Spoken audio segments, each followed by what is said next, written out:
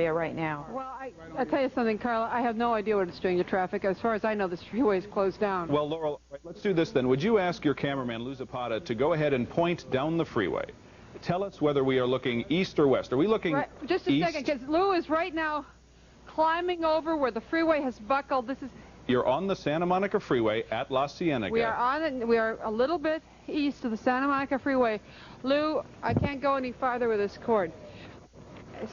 Ken, let me just draw you a little picture here of what this is like. I am standing on exactly where this crack is in the freeway.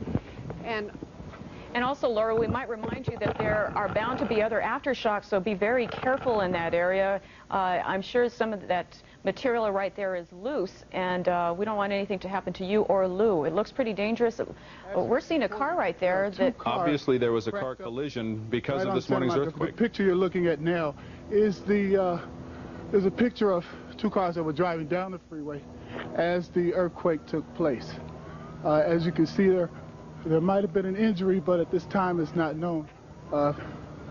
Right now, you can find out that the freeway has been demolished, and right now we'll give it back to Lacey. Here, a gentleman. Thank you. Okay, who Laurel, this is Laurel, Carla. This is Lacey Loeb who is talking, and Lou, do you want to turn the camera around so folks out there can know who their on-the-spot reporter is? He may just end up with a reporting job instead of managing the public storage.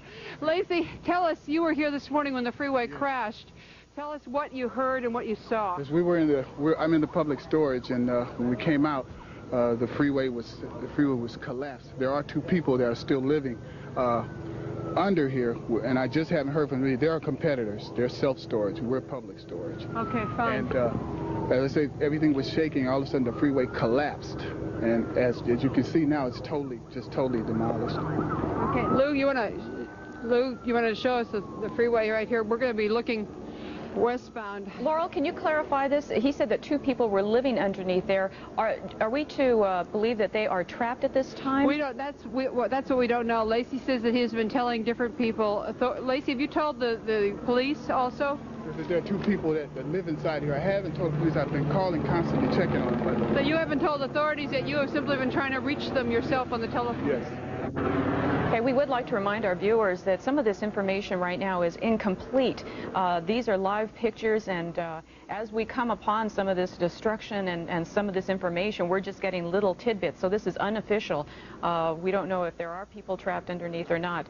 We do know right now from these pictures that the La Cienega Boulevard overpass at the Santa Monica Freeway has collapsed, and right now we have CHP officers, it appears, checking out some of the damage and taking a look to see if there's any rescue operations that are needed. And we're going to point out just very briefly that while you're looking at the Santa Monica Freeway, it is not the only freeway that apparently has sustained some fairly significant damage in this morning's earthquake.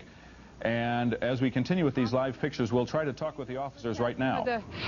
We're standing here now with Officer, your name? Rhett Price, Public Affairs, Central LA, CHP. Can you give us an idea of what is happening as far as the Santa Monica Freeway? Obviously, it's closed. Right now, the Santa Monica Freeway is closed in both directions, east and westbound. It's going to be eastbound from the 405 freeway to La Brea and westbound from La Brea to the 405 freeway. And Lacey Loeb, who manages one of these storage places here, is telling us that there are two people who may be in this building down below. Has anybody been checking? Or? Have no idea on that. That's the first information we have, but we will have somebody down there responding, emergency crews, to check on that. Now, right over... Good morning in Minneapolis and St. Paul, folks. I'm Ken Barlow. And I'm Kim Inslee. We will return you to the network programming in just a moment. As you know, a 6.5 earthquake has hit the Los Angeles area. We've been watching that all morning long. During the time when we normally have KARE 11 today, we will instead take you to the network so you can get that important information. Locally, there's a big story as well, and that is the cold weather that is coming our way. More cold than what we had before. That's absolutely right, Kim. We're going to give you a quick weather update, and then we're going to go back to the network in just a moment. Today, a wind chill warning is in effect. Needless to say, dress warmly. 10 below will be the high today. We've already had that. It's now back down to 12 below. Blowing snow is possible with some sunshine. We have it now. Northwest winds, though, will make it feel like it's 50 and 60 below all day today. Bitter cold tonight. Actual air temperature 20 to 30 below. That's the low by morning. The wind chill will be as low as 70 below in spots. And then during the day tomorrow, when you wake up, it will be frigid, warming. use the word lightly there, to only 15 below. Wednesday, after another night of 25 below, it'll warm to only 5 below. 8 on Thursday. There is good news around the Sol. We are getting some indications now that the overall weather pattern will be changing and that things will be warming up nicely. We could hit 30 by Friday and the weekend. But you're not kidding tonight when you say dangerous wind chills. Dangerous all day today, in fact, and tonight. A lot of schools canceled or delayed. The ones that weren't that were having school today because of the holiday, a lot of them didn't. And tomorrow may be more delays and cancellations, and if there are, we'll bring them to you at 6 a.m. Okay, and a bit of local information. If you are trying to call relatives in Southern California, we're told that Pacific Bell has blocked incoming calls. If you try to call right now, all you're going to get is a recording. So in order to bring you the most up-to-date information on what's happening in Los Angeles, we're going to take you back now to NBC Network and our sister station in Los Angeles, KNBC. Break in the concrete, and the other one is where the pieces were put together. People who live right along this freeway told me a few minutes ago that they joke actually about what would happen if the freeway ever fell down, and today it certainly did. They say that their apartments are disheveled and things have fallen down, probably a lot more damage than where I live, which is a few miles from here, and we had the same kind of things falling off the shelves, no power in Hollywood, no telephone service for a long time. So we see the CHP people assessing the damage. No doubt they're going to be getting these cars removed from the freeway, but it is closed, as the officer said, between La Cienega and La Brea on the freeway. All right, Laurel, thanks very much for that. Laurel, what we want to do right now is bring you the very latest from Cedars-Sinai Hospital, where apparently and unfortunately at this point there are reports of 2 fatalities from this morning's earthquake at 4:31. We don't know the circumstances surrounding either of these 2 apparent fatalities, but Cedars-Sinai is reporting 2 fatalities. We don't know at this point if either one of those victims from this morning's earthquake may have been the same person Los Angeles Mayor Dick Reardon was talking about when he said 1 person was killed on a freeway in this morning's earthquake. But at last word, we now have 2 reports. We will call these official reports, confirmed reports from Cedars-Sinai Hospital that there have been 2 fatalities attributed to this morning's earthquake. We'll continue to watch the numbers. We hope, of course, that the number of victims does not go up. That's what you always hope for in earthquakes. But because of the damage that we're seeing here, we have to expect that there is going to be a lot more to be reported from this earthquake, because things have shown us already in just the first morning light to be fairly serious. Carla? As we look at the damage on your screen, I'm going to ask Paul Johnson to voice over some of the other problems that have been reported on the freeway system. Paul? Well, the picture is somewhat the same now. Up on the southbound 14, right at the southbound 5, the Golden State Freeway, the overpass from the 14 collapsed onto the Golden State Freeway itself. Now, the Golden State northbound at Roxford is closed. Southbound 5, the Golden State Freeway at Lake Hughes Road is shut down completely. Antelope Valley Freeway is closed both directions right at the 5. And also on the Golden State Freeway northbound at Templin Highway, they report of a rock slide that has closed down the 3 right-hand lanes. So that is a mess up through the Newhall Pass area. They had 3 vehicles that were trapped in that collapse of the freeway overpass. They have now been cleared out of there, so everything, as far as that's concerned, is okay. But both the 5 and the 14 are shut down completely. Understandably in that particular area, because again, this morning's earthquake epicentered around Northridge, the bedroom community in the northern portion of the San Fernando Valley, about 20 miles north of downtown Los Angeles. And this is an area through which the 5, the 14, the 118 freeways all go. And we just have to say, once and again, how fortunate it was, not only that this earthquake happened early in the morning when traffic on the freeways is light, but also on a national holiday when not as many people are working, period. Because had this earthquake, with the extensive damage that we're seeing right now, come through Southern California during the middle of a business day, the damage figures and certainly the number of victims, you would have to assume, would have been far greater than it ultimately probably will be. You are looking at a live picture of a fire in the Granada Hills area, and here's Joe Rico to tell us about what's happening out there. Joe? Right. Okay, Carl, we're here in Granada Hills near the intersection of Rinaldi and Balboa, and behind me you can see there fire and water. Way back in the background, we have a major gas main had ruptured, and right before it, right in the foreground, a water main. It's basically sending rivers of water just basically right down onto, if you will, the 118 freeway. The smell of gas is very heavy in the air, and right in the foreground, we really can't see, but this side of that pickup truck is another gas main right underneath there, and it is bubbling. It is there that the fire department just chased us out of there because the smell of gas is very heavy. Right now, traffic is, I'm not sure we can take a, had we dare, let's take a turn around here, David. and take a look at all the traffic over here on Rinaldi as it heads out towards the 118. It is basically tying up traffic here and flooding everywhere, especially on the east and westbound Rinaldi direction, going towards, say, the 405 freeway. Traffic basically is moving at a snail's pace. Water going over towards the 118 freeway. We're not sure what the extent of damage is over there. And further beyond, as we're heading in towards Northridge, again, traffic moving very slowly. All that because of, again, as we take a swing right back over here, that's a major gas line rupture and a major water main rupture here. Again, we have no idea basically whether or not there's injuries involved in this. We do know that some cars basically have sunk into the asphalt. A lot of the asphalt has buckled. I'm not sure if you can pick it up here from a distance, but a lot of the asphalt has buckled, and they're clearing out the area right now. A lot of people are just basically walking around aghast. They just can't believe what kind of a sight this is, both fire and water, and the contrast. It's absolutely powerful, and the smell of gas is very heavy in the air. They're probably going to be sending us out of the area in a matter of minutes because, whoops, hang on one second. There's one major aftershock. Okay, Dave, let's back up. We're underneath this power line. This is not a good place to be right now. But anyway, again, they have hang on one second here. I'm going to see if there's anybody coming down here. Okay, there's a lot of people basically trying to cross the intersection, trying to cross over. That's rather foolish right there because that water is very powerful. So one of the things we're going to be taking a look at is see if any homeowners are going to try to get out of the area right now. But as it is, that water is coming down in cascades. It's moving very powerfully, moving very fast. And again, no word whether or not there are injuries over there, but I can feel the ground shaking underneath me. Hang Joe, on, we too also are feeling an aftershock right here in Burbank. Yeah. Right We're now looking at it's a live 7:07. picture from our Seismicam showing this latest aftershock. We heard earlier this morning from the Caltech Seismology Lab that in an earthquake as large as the one that we experienced at 4:31 this morning, aftershocks as strong as something in the 5 range are to be expected in the hours and days and perhaps even up to a week afterward. And so in other words, this morning we are now seeing witness to what we have had predicted toward us, the possibility of aftershocks, and they are strong, and we are feeling them continuing right now in Southern California. You know, I see this picture on the left-hand side of the screen, Kent, and I can't help but feel poor Southern California. We have been victims of floods, we have been victims of fires, and you see now the earth, you know, cracked right there, earthquakes. This has been an extremely tough year for Southern California, extremely tough couple of years for Southern California. That picture right there says it all. Yes, but at least we have nice weather. We have nice weather, and we're here, we're all calm, we are surviving this one as well. We are a community of survivors. We want to remind you as these aftershocks come through, there are a couple of safety notes, and you might want to take heed because there is the possibility that strong aftershocks will be continuing.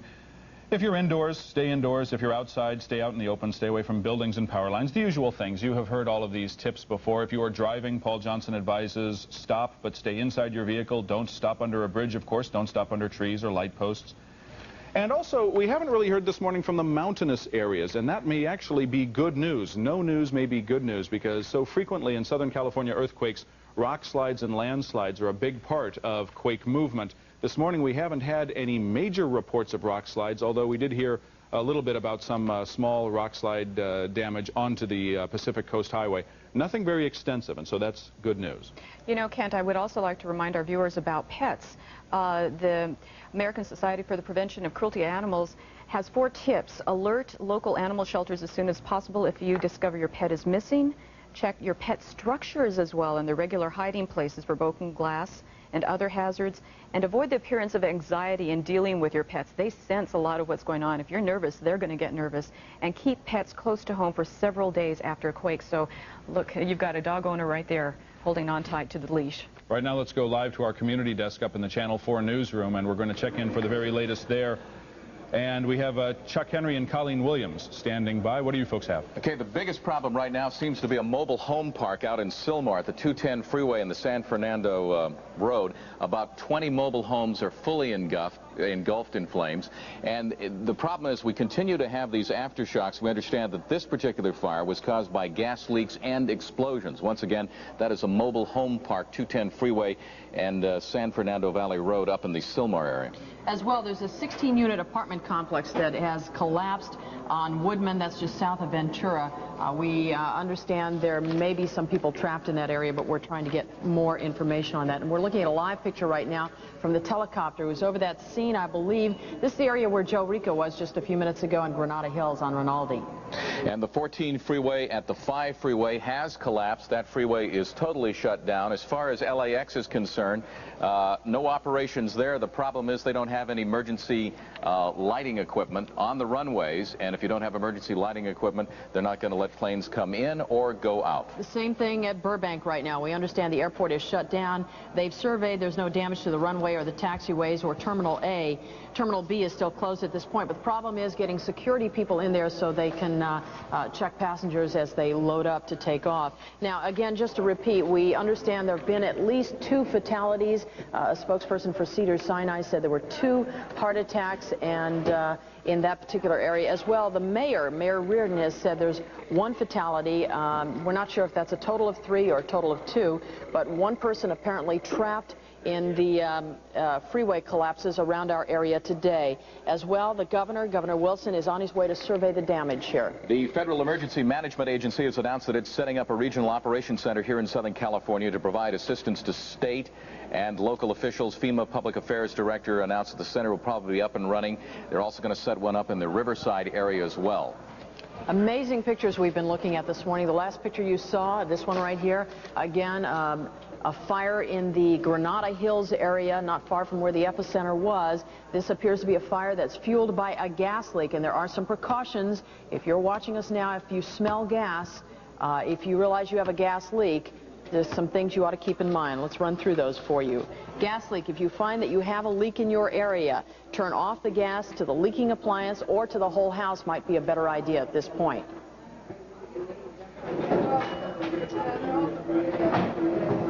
Again, we're looking at live pictures, one from the air, one from the ground. This is Granada Hills. As Chuck said earlier, we have some real bad areas at this point. One to tell you about, this is in Sylmar at the 210 and the 5. Apparently at least 20 mobile homes in that area have gone up in flames this morning. One of the problems is the fires are spreading, and throughout the day, the bad news weather-wise is they're expecting the Santa Ana winds to return, which would not be good news at all for those on the ground who are trying to fight these fires. Also, that 16-unit apartment building at Woodman in Ventura.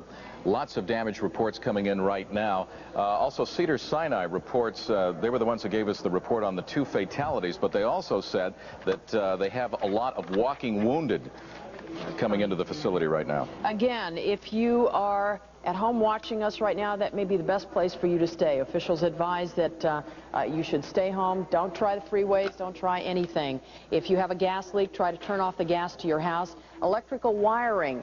We understand there are a lot of power lines down in the area. A lot of houses are without power at this point. Do not touch any power lines. Turn off the power at the fuse or the circuit breaker in your house.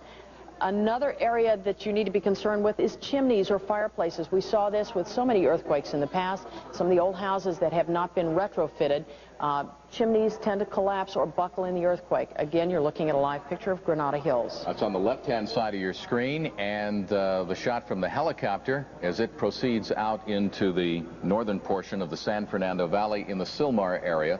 That's where we have that major fire involving a mobile home park.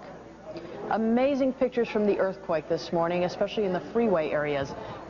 Sort of reminiscent of the earthquake we saw in San Francisco several years ago. We saw pictures with Laurel Erickson, Lou Zapata, her photographer, in the Santa Monica area on the 10 freeway at Fairfax.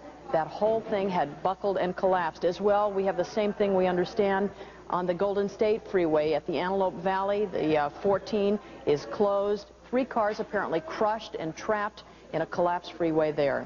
Where did this earthquake come from? Where is the exact epicenter? The folks at Caltech are working on that now, but an interesting note is that it all came from about 9 miles, they were saying, below the surface of the earth. You know, what's interesting, a lot of our information is coming from people coming into our newsroom here, trying to get into work, or reporters out in the field. Our executive producer, Nancy Bauer, on her way in, said that she had seen Havenhurst collapse on the Simi Valley Freeway, the 118. So the freeways are damaged all over our area today. As well, the town of Fillmore. We break away from KNBC's coverage. We'll be getting back to it in just a little bit, and those pretty amazing pictures they have out there. My Unbelievable, goodness. Especially from that helicopter, as they call it, Yeah. to see the, and it's confusing. I wasn't sure what that burning structure was. Up in the upper right was. To the right of the freeway. Maybe we'll get a clarification as we go back there. But right now we have another eyewitness on the line. Bubs Hooper is joining us, and as we say good morning, could you please identify for us where you are this morning? Sure, Bryant. I'm in North Hollywood, and right now all the power's out in this neighborhood, and people are all staying inside their houses. I've just been hearing the news reports and just turned off my main gas line because I certainly did smell gas. And right now everyone's pretty scared and staying in their houses. It was like something out of a horror flick. There was just cabinets, you know, were opening and glass was flying everywhere. And at the time, I couldn't sleep, so I was in the kitchen. And boy, when that low rumble starts, you know to go run under the doorway. And all the kitchen cabinets flew open, and the different glasses just flew out everywhere. And then the lights went off. And then my refrigerator in my kitchen started inching towards me. And I started screaming, and I heard things falling all over the house. Lamps were falling, the TV was falling. Then you hear all the car alarms starting in all the different neighborhoods all over. But I guess, you know, the one good thing for me was I have to move, and I had already started packing a lot, and now I have a whole lot less to pack. I'm going to interrupt just one quick second on you, Ms. Hooper, real quickly, because we're looking at a section of a freeway that is completely down. This is different than the Santa Monica freeway that we had just checked on, that Laurel Erickson, the reporter out at KNBC, had shown us had buckled.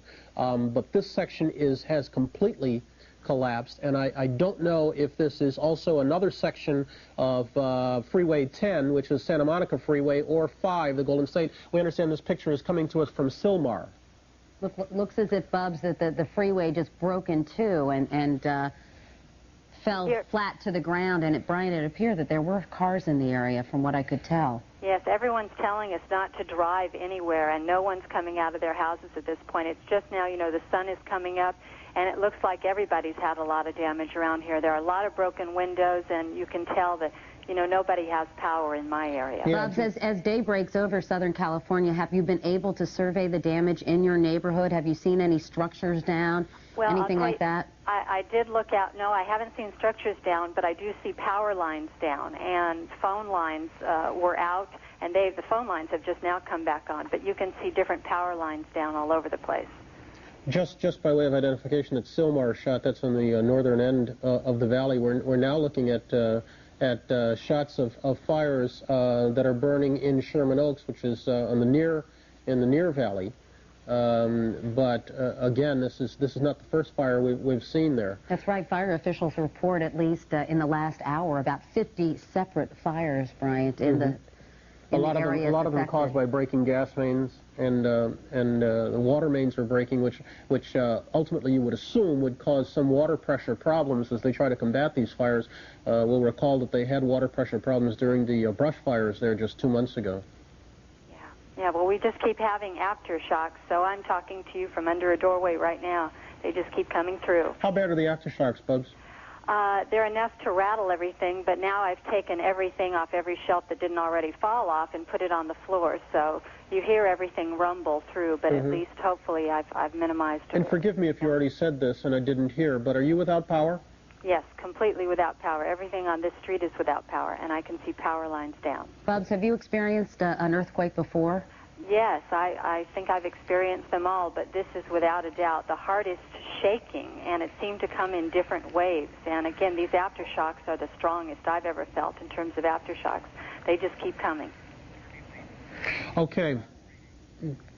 Bubs Hopper, thanks so very much. Harvey Laidman is joining us right now, and as I say good morning, Harvey, am I correct that you're over in Encino? Yeah, I sure am, right in the middle of it. Yeah, Encino, just for clarification, is just west of Sherman Oaks. What can you tell us about the situation there, Harvey? I can tell you that there is a report that about 3/4 of a mile west of me on Reseda Boulevard, there are some apartment buildings down.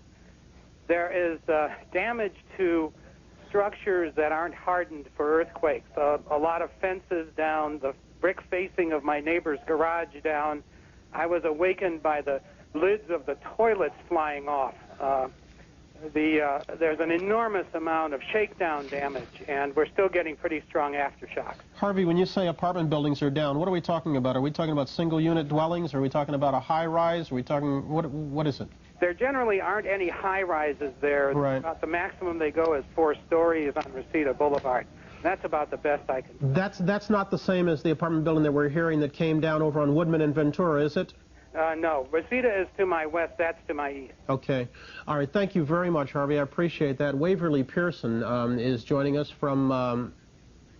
Okay, I understand we don't have that shot just yet, so we're going to go on back to KNBC's coverage where Laurel Erickson is standing out on the Santa Monica Freeway, which if you did not hear earlier, it was noted by David Gaskin of the Los Angeles Police Department that this is the busiest freeway in the United States. Onlookers, curiosity seekers off the freeway.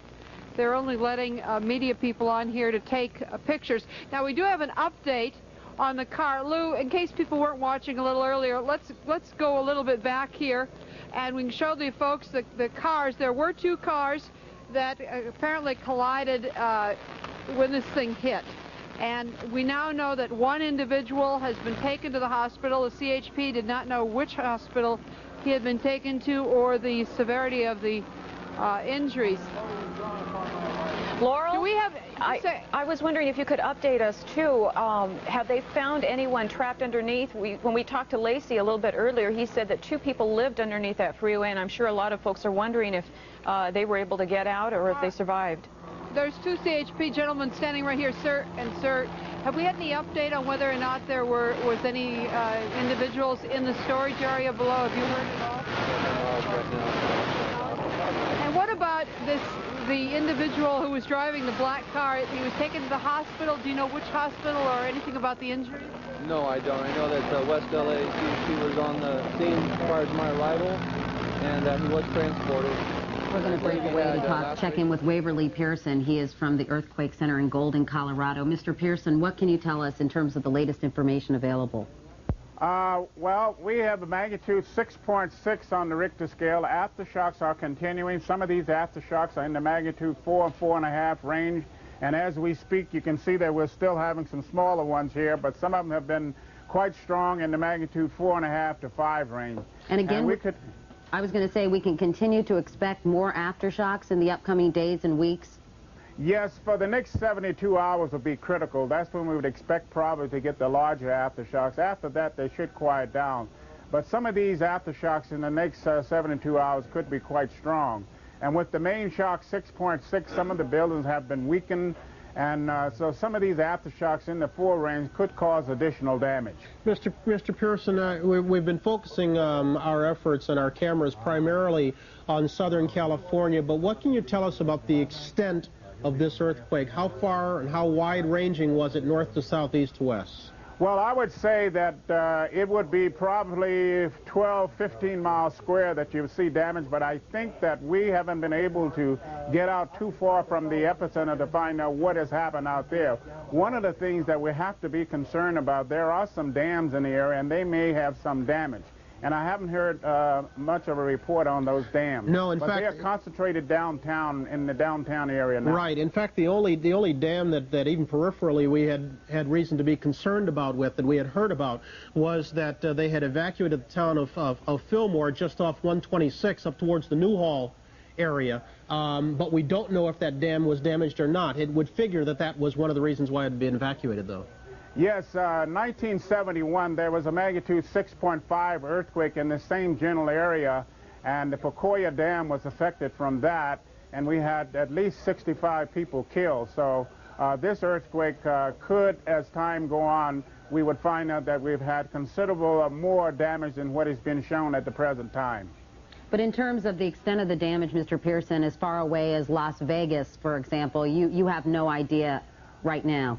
There would be no damage in Las Vegas. It was felt from San Diego to Las Vegas. That's to be expected. That's felt, but we don't expect any damage even out that far at all. You mentioned, Mr. Pearson, that some of the structures had been damaged sufficiently so that people need to be wary if aftershocks occur. What advice would you give people who are in the affected areas right now in terms of preparing themselves for possible aftershocks? I think what the people are doing, the officials there in the area are probably having people to evacuate buildings that are really severely damaged and get them out in an open area, get them out of the area. But we can only say that looking at it now that we probably have damage, they can't check the structural damage too closely at the present time. And you have to remember that the aftershocks are continuing, and some of these aftershocks are very strong, and the people are very frightened in the area now, so they just have to calm them down as much as possible. And people in California, they have been instructed very much on what to do in case of earthquakes. All right. Waverly Pearson at the Earthquake Center in Golden, Colorado. Thank you so very much. If you are just joining us, let's bring you up to speed. It is 10:26 here in the east. About 3 hours ago was when we first got a report that an earthquake had struck in Southern California. The time of the earthquake was 4:31 Pacific time. The earthquake in a magnitude of 6.6. Its epicenter believed to be 20 miles southwest of the city out in the San Fernando Valley. There has been, as best we can figure, extensive damage, particularly to the freeway system, where we have reports and have seen down overpass on the Sylmar area, also on the Golden State Freeway, and also on the Santa Monica Freeway.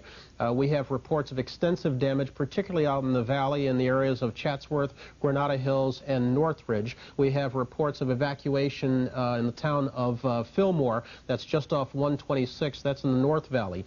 The primary airports in the area have been closed primarily as a precaution at first, but then because there were power outages throughout. So both LAX and the Burbank Airport are closed at this hour. We have confirmed right now 2 fatalities, but we have no idea number of injuries. The area continues to be plagued by a number of power outages, and aftershocks continue to plague the area too. A local hospital reported 2 fatalities from heart attacks. There's another fatality, so it's unclear that occurred on the freeway. So it's unclear whether there have been 2. That's right, or whether they're counting that within it. We continue to get updates from a number of eyewitnesses out there, and we continue to monitor KNBC's coverage, our own and operated station in Burbank. We're going to go out there and rejoin that right now. Kate Hutton in the background talking to reporters. What can you bring us about this morning's earthquake? Well, we've just learned that there have been a total of 5 aftershocks, about 4.0 on the Richter scale magnitude. Again, we're expecting more aftershocks for the next few minutes, the next few days. We have Dr. Kate Hutton with us, and photographers arrived to help get our shot. There we go. We also are told again that this is about 10 miles below the Earth's surface. They're still trying to place the exact epicenter. Northridge area is what we've been told. We also understand that they're trying to figure out the fault. It could be a known fault. It could be a fault that they have never been able to chart or were unaware of in the San Fernando Valley. The good news is there's a 95% chance that the worst is over, that this was not a foreshock of a major earthquake, and of course the odds of that being the case diminish as time passes. We're also told that there was a 2.0 and a 2.1 earthquake in that area just prior to the main earthquake. There's some discussion as to whether or not that may have been a foreshock to this major quake at 6.6 on the Richter scale that took place at around 4:31. They're still actually debating the exact time now. Some are calling it 4:29. This is a thrust fault as opposed to what some people believe, that is that the earthquake emanates from the epicenter and then reverberates throughout the area.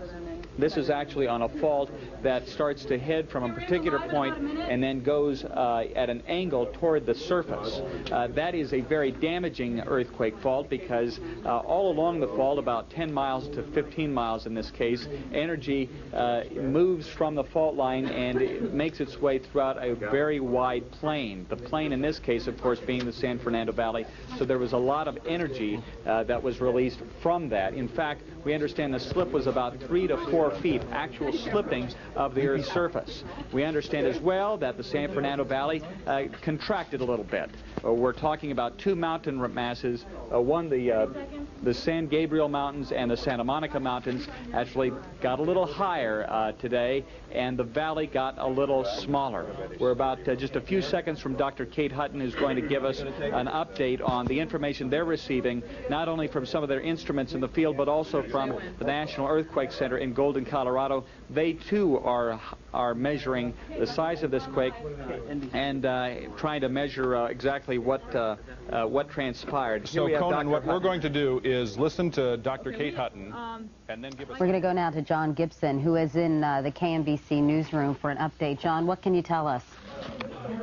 Well, Katie, what we're hearing right now, there's an unconfirmed report from the Red Cross that there are 25 dead total in the Los Angeles area. We have buildings collapsed, we have fires, mobile home parks are on fires, there are freeway collapses you've been reporting and seeing all morning, but the latest is this, at this moment, unconfirmed report from the Red Cross that there is a total of 25 dead in this earthquake. We don't have locations on those people, we don't know where that is or how they're getting those figures, but once again, the Red Cross is reporting that. John, we've been seeing pictures of various freeways in Southern California that have buckled or basically collapsed or broken in two. What can you tell us about the situation vis-a-vis all these freeway collapses? Those are very serious. I mean, for one thing, for the Santa Monica Freeway, which is a main arterial through Los Angeles, for that to collapse, in the first place, you would expect that there would have been somebody under it. And in the second place, those are the main methods of getting to the east and the west through the central part of Los Angeles, and it will be extremely disruptive at the minimum, and more likely that you would just assume there has to be some injuries in those kind of major freeway collapses. All right, John, we're about to find out when we talk to Commander David Gaskin with the LAPD. Commander Gaskin, first of all, what can you tell us about these unconfirmed reports by the Red Cross that there are 25 dead? They're just that, unconfirmed reports. We certainly don't have that kind of a figure at this point. What can you tell us about the collapses of various freeways in the area in terms of fatalities or people who might have been underneath them when it occurred? As you know, that can be a very laborious task to try to investigate what's underneath an overpass. We have a total of 6 freeways that have suffered various degrees of damage and are closed at this point. We have a confirmation of only 1 death related to the collapse of the freeways. But we're also hearing about two deaths from an area hospital, heart attack related. Yeah, I don't have that information. Okay, what can you tell us about some of the firefighting efforts in the area? I understand it's because of some of the water main breaks, the pressure has been significantly decreased in some of the hydrants, making it quite difficult for the firefighters to get these blazes under control. Well, the firefighters, I'm sure, will have their hands full. One of the things that happens initially in an earthquake, as per our planning, is that the police and fire resources are immediately put to work to make assessment of the damages. The fire personnel are immediately responded outside of their firehouses so that they're available to respond anywhere. We certainly don't want them trapped in the facilities. The same thing with the police department. Officers are assigned to sectors, as you know, and they go out and assess what's going on in their concerned sector. At the same time, our aerial personnel, those that fly in the helicopters, go to key locations, make an assessment, and that is all funneled into an emergency operations center. All right. Commander Gaskin, thank you so much. We're joined now by Governor Pete Wilson. Governor, good morning to you. What can you tell us in terms of the latest information available to you? Katie, the latest that we have is that there are fires in the Sylmar area. There's been significant structural damage to several of the freeways. A couple of them are down. Damage to the San Diego Freeway and to I-10, which is a major east-west artery in Los Angeles proper. We have been in contact with the White House. I've spoken this morning with James Lee Witt, the FEMA director. He indicated that he very likely will be out later in the day. I'm shortly, probably within the hour, going to be taking off as soon as we can find clearance to land in Southern California. They have closed as a precaution both Los Angeles Airport and Burbank Airport. There are 3 reported fatalities. I have no details on them.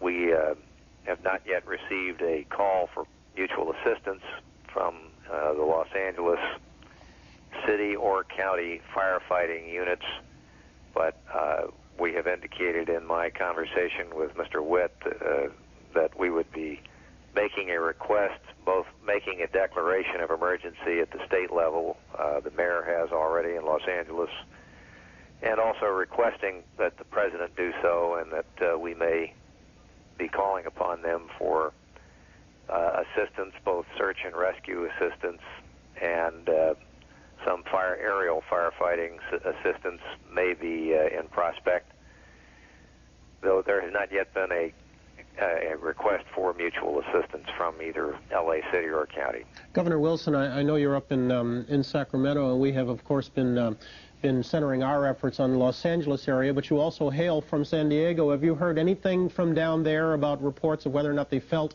any of the tremor? They did, Brian. They felt it in San Diego. They felt it in Las Vegas. I've even heard one report that somebody in Washington State thought they felt it. But it was a big one, 6.6. Yeah. Is it premature to talk about long-term damage to not only the structure of the infrastructure of Southern California, but also your state's economy, which has been battered of late, took the big hit that we talked about back in October and November with the fires, and now this? Yes, it is premature because we have no way of assessing what the magnitude of damage is, and probably won't.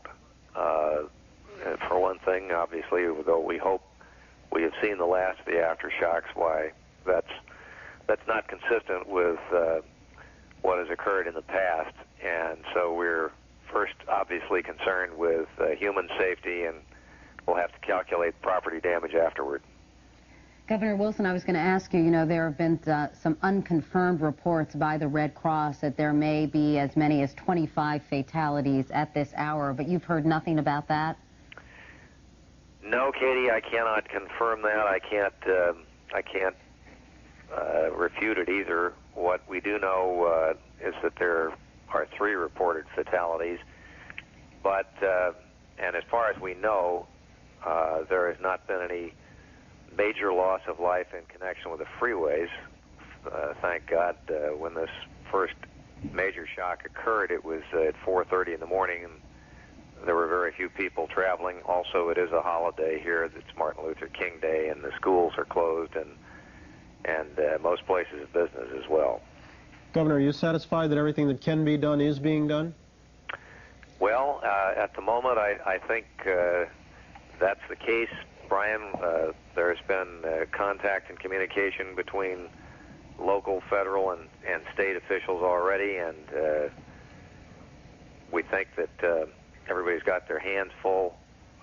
My chief concern has to do with the fires that are being caused by gas main ruptures, and whether or not we have adequate firefighting capability on the ground, or whether we need to bring some in from elsewhere. Can you give us the gist of what you'll say when you're on the phone with the president a little bit later?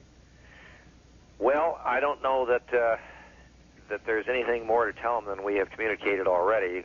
We've communicated the request that he make a presidential declaration of emergency that will trigger FEMA assistance, and the declarations, I think, are going to be forthcoming at all levels. The mayor has made his. I'm shortly going to sign one for the state, and I've been assured by James Lee Witt that the federal response will be everything that we're asking for. Sad to say, the structure for FEMA is already very much in place as a result of the recent problems of your state. That's right. We've had all too much practice. Yeah, that's unfortunate. Governor Wilson, thank you so very much. Thanks for spending some time with us. Good luck to you, sir. Thank you very much, Brian. Okay. Wow. Boy, California's had a little bit of everything in the last 12 months, huh? Gosh, a lot of difficult times. They had the brush fires, they had the flooding, now this. Some of the mudslides and everything else. Not to mention a lot of problems before this year. Man, let's move on back to KNBC in Los Angeles and continue to monitor their round-the-clock coverage. Officer from the LAPD who was killed in this morning's earthquake, one of the fatalities associated with this earthquake. Fernell, if you could get someone for us, we'll come back to you in a while. Okay, this is a scene at the I-5 freeway, the Golden State, and the 14. This is in the northern part of the San Fernando Valley. Now let's go down to Ventura Boulevard, where Diane Diaz has been standing by live. And Diane, have you switched locations on us? What can you bring us now? Carla, right now we've moved location once again. We're on Moore Park now, this time at the scene of an apartment building that has just been condemned by the fire department. This is at 13951 Moore Park, a 34-unit apartment building that was apparently shaken so badly that the fire department is now forcing an evacuation at this location, asking everyone to get out as quickly as they can, remove what items they can, and then move on. Any more movement of the ground, any more shaking can bring this entire building down. We'll continue to show you some of the damage on this particular building as we talk to Rafael and Christina Rodriguez. Just describe where you were, how it happened for you. Well, we were in the bedroom, and all of a sudden it just started shaking. The TV fell over, the dresser, everything just started going. The bed started moving. The glass, everything just started falling. A 34-unit apartment building. Clearly people must have come out right away, started reacting to this. What was the scene inside of that apartment house? Well, just, I mean, there was people hysterical, and everybody was just in there. A lot of people were stuck. A lot of people were stuck inside. They couldn't get out. We had to kick doors in. We're showing you pictures now of the side of the apartment building on the driveway where you can see that the building is so badly damaged. It's been completely buckled out. You've got cracks, you've got windows broken. What's the damage like inside? If we were inside one of these units, what would we be seeing right now? It's terrible. The hallways are, I mean, it's... Everything's buckled up. The walls are against other walls. There's glass all in the hallway. Windows. Glass are all over the place, or you just can't even walk in the halls. It's so bad. Holes in the ground. Did all of this damage happen with the first round, or were the aftershocks a factor in this damage as well? It was the first round. First round. Everything happened the first round. Windows shattered. I mean, I'm telling you this. You couldn't even get out of the building. You had some people climbed out of the windows. It was so bad. When we arrived on the scene, the fire department was here. They were making an examination and saying that no one was trapped, no one was injured. Is that your belief as well? You saw everyone out okay? No one reported to be hurt here? Yeah, everybody got out pretty much. We got everybody out on time. Everybody came out, and everybody cleared the street, and they went across the street. We're seeing now people bringing their belongings out, what they have, what they're capable of carrying. Were you able to get anything out? Is your apartment in any way capable of going into right now? We can get in it, probably, and get some clothes out, but it's pretty bad. The stairs, it's bad. I mean, they're collapsed, so it's going to be hard to get up to the third floor. Okay, Rafael and Christina Rodriguez here on Moore Park. Kent and Carla, we really start to get a feel for just how widespread this damage is. It is really bad around the apartment units here along Moore Park, Ventura Boulevard, between Woodman and Hazeltine is where we are. We've seen so many evacuations, so many windows broken out, so much damage on the structures here. This one happens to be one of the worst because the fire department has already declared this building condemned, but we are seeing scenes like this throughout the Sherman Oaks area.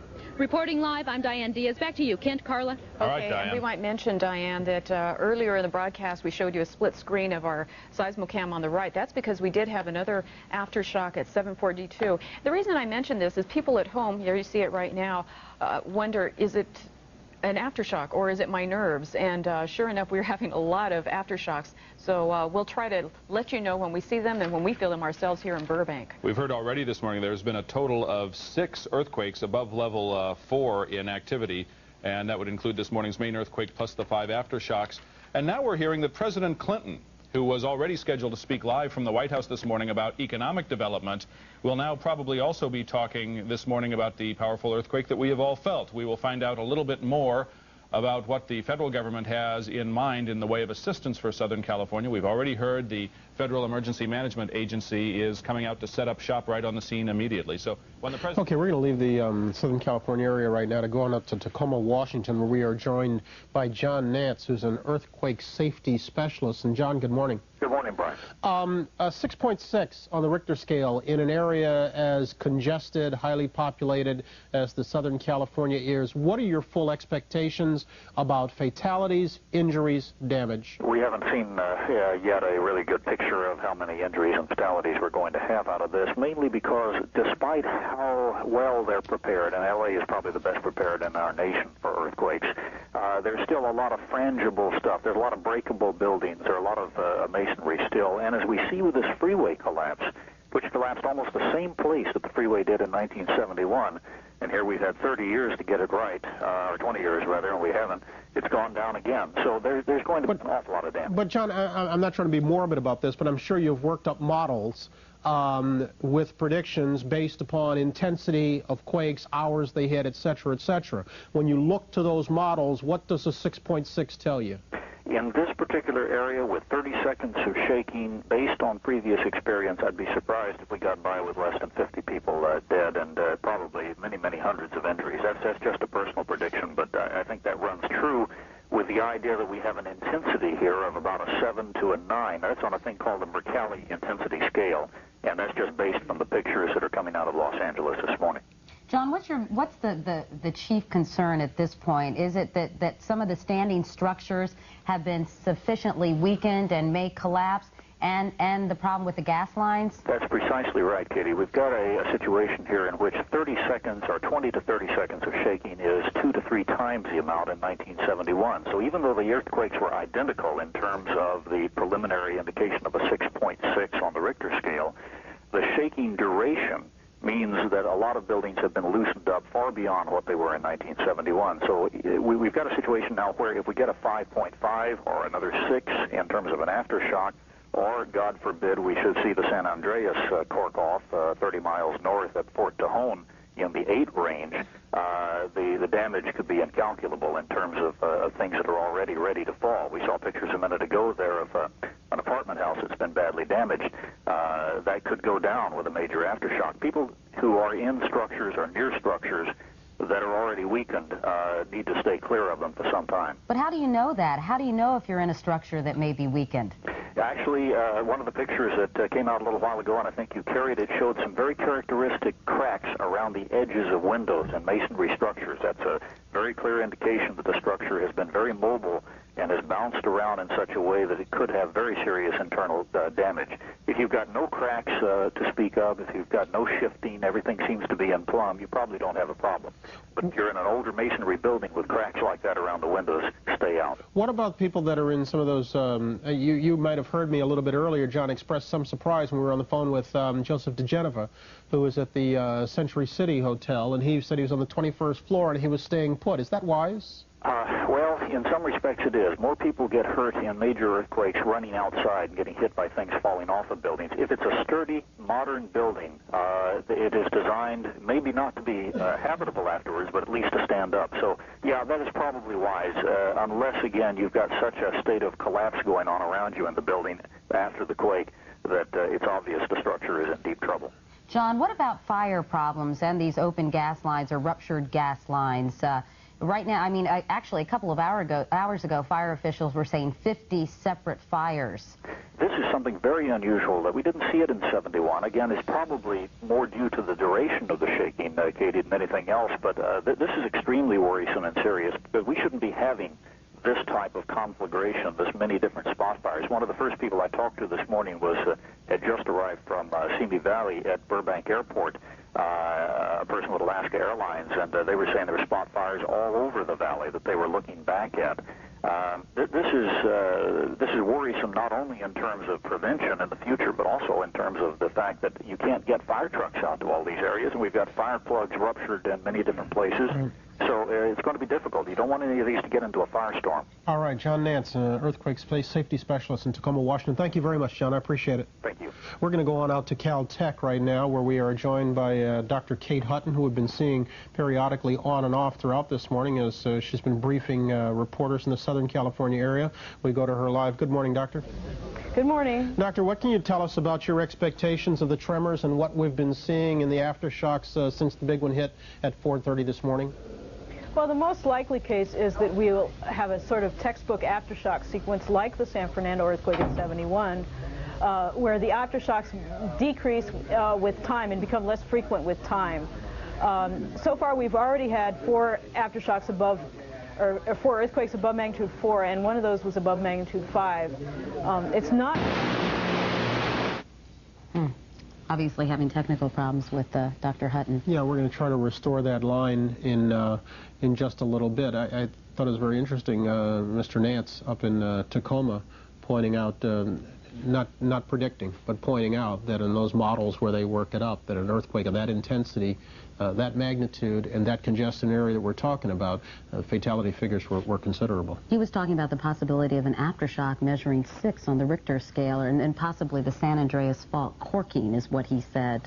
But that appears unlikely. But I guess these things are so difficult to predict, aren't they? Yeah. I was about to say, I'm a little bit afraid to say what is or isn't likely or unlikely right now. Sometimes it depends upon where you're standing, too. That's right. If you're there, I'm sure any tremor right now is enough to throw you into a panic. Let's bring you up to speed on exactly what we do know right now. We do know that the earthquake hit with a magnitude of 6.6 early this morning, 4:31 Pacific time. Its epicenter believed to be southwest of the city, out in the San Fernando Valley. We do know that 6 of the freeways have been damaged and are closed, primary among them being the Santa Monica Freeway, that would be number 10, and the Golden State Freeway, which would be number 5. Most of the damage reports that we are getting are coming in from the San Fernando Valley in the areas of Chatsworth, Granada Hills, and Northridge, where there are varied reports of water mains that are broken and gas mains that are broken. Those gas mains have led to as many as 4 dozen fires a little bit earlier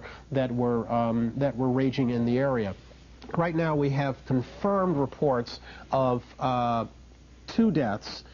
Perhaps as many as 3. What we're trying to confirm is whether or not one of those 2 was an earlier death out on the freeway. We have preliminary unconfirmed reports of perhaps as many as 25 people dead in the collapse of a structure. But again, that right now is unconfirmed. There are power outages throughout the city, and there has been at least 1 evacuation, that of the town of Fillmore, just off 126. That's right, and lots of fires raging, and as you mentioned, it's been very problematic for firefighters. And I think, as John Nance said, with the water pressure down in some of these hydrants, they're having a tough time. I think we're going to go to Maury Goodman from FEMA, right, from the Federal Emergency Management Agency. Mr. Goodman, can you hear us?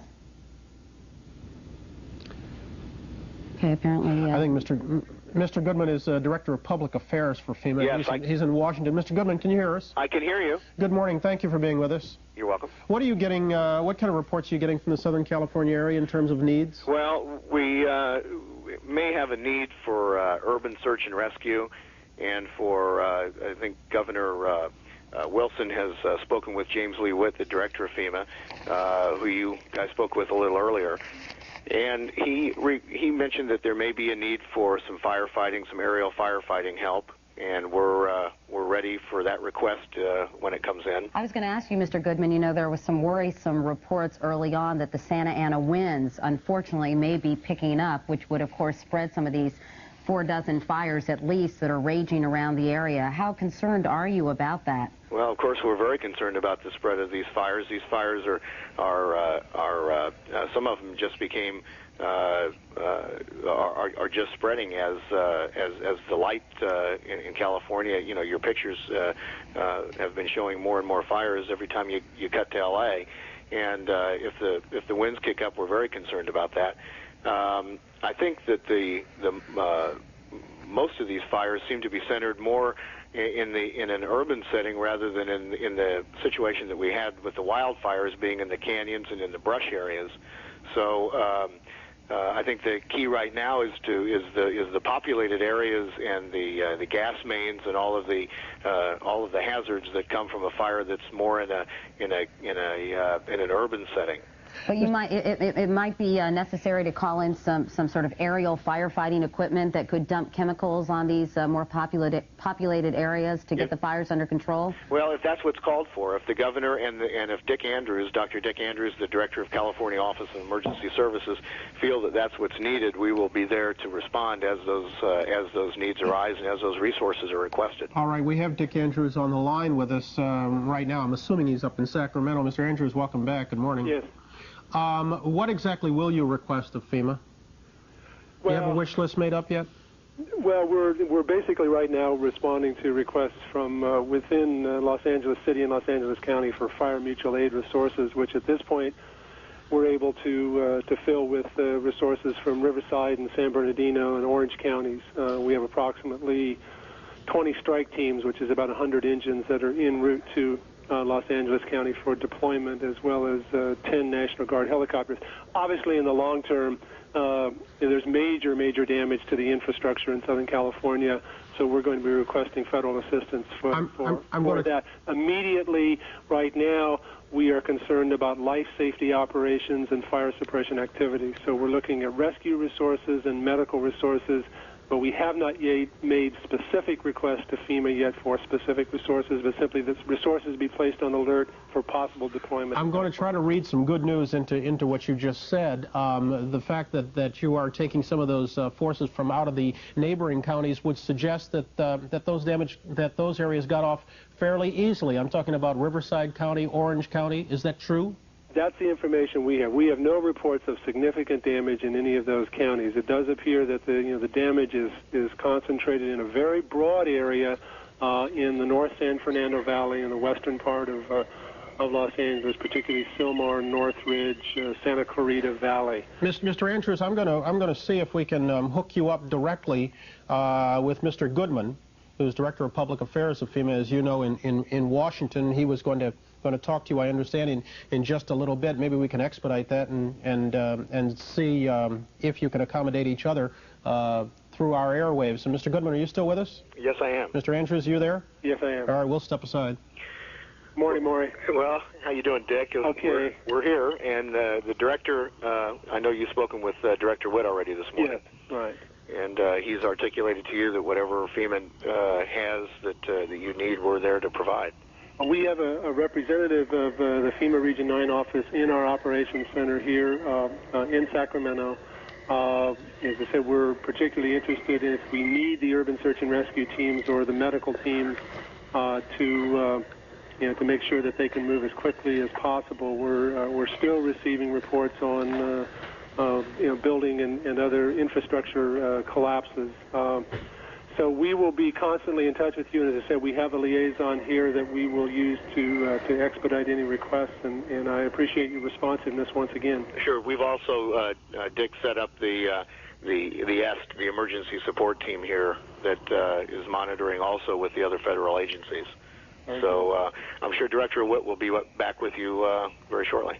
Okay, thank you. Okay, Dick. All right, Maury, thank you very much. Mr. Andrews, I'm just curious, when Mr. Goodman mentioned the availability of urban search and rescue teams, right. What kind of measures are being taken to try to locate people who may in fact be stuck or trapped in down structures? Well, that's one of the special capabilities that these teams have is to, they include both structural engineers and rescue specialists and some special sonar equipment and optical devices that can try to locate trapped people. Again, we do not have at this point reports of areas where there may be large numbers of people trapped, but there obviously are a number of collapses on the freeway system, so we want to make sure that there are no cars underneath those areas, as well as make sure that we don't have additional building collapses that we're currently not aware of. Mr. Andrews, all of us who have tried to deal with LA traffic understand the frustrations of getting around in the best of weather and the best of times with all the freeways up and operating. With 6 freeways closed, I would imagine that that would make it extremely difficult for your people to get out and do what they have to do. Will you be asking officials in the city, in the county, to close offices, close schools tomorrow to try to keep people off the streets? Well, I've already asked one of my deputy directors who's in Southern California to get in touch with an association of all the major businesses, the corporations in downtown LA, and also with the city and the county and the very regional transportation officials, and to try to work out as soon as possible a coordinated statement with regard to work activity tomorrow and also some kind of a traffic plan. You're right. I mean, this is going to be a major issue. You are not going to repair this damaged freeway infrastructure system quickly, and so we know that this is going to be a problem that's going to continue to be very, very difficult to deal with, not only tomorrow, but over a number of weeks that are going to follow. Will you ask that schools be closed tomorrow?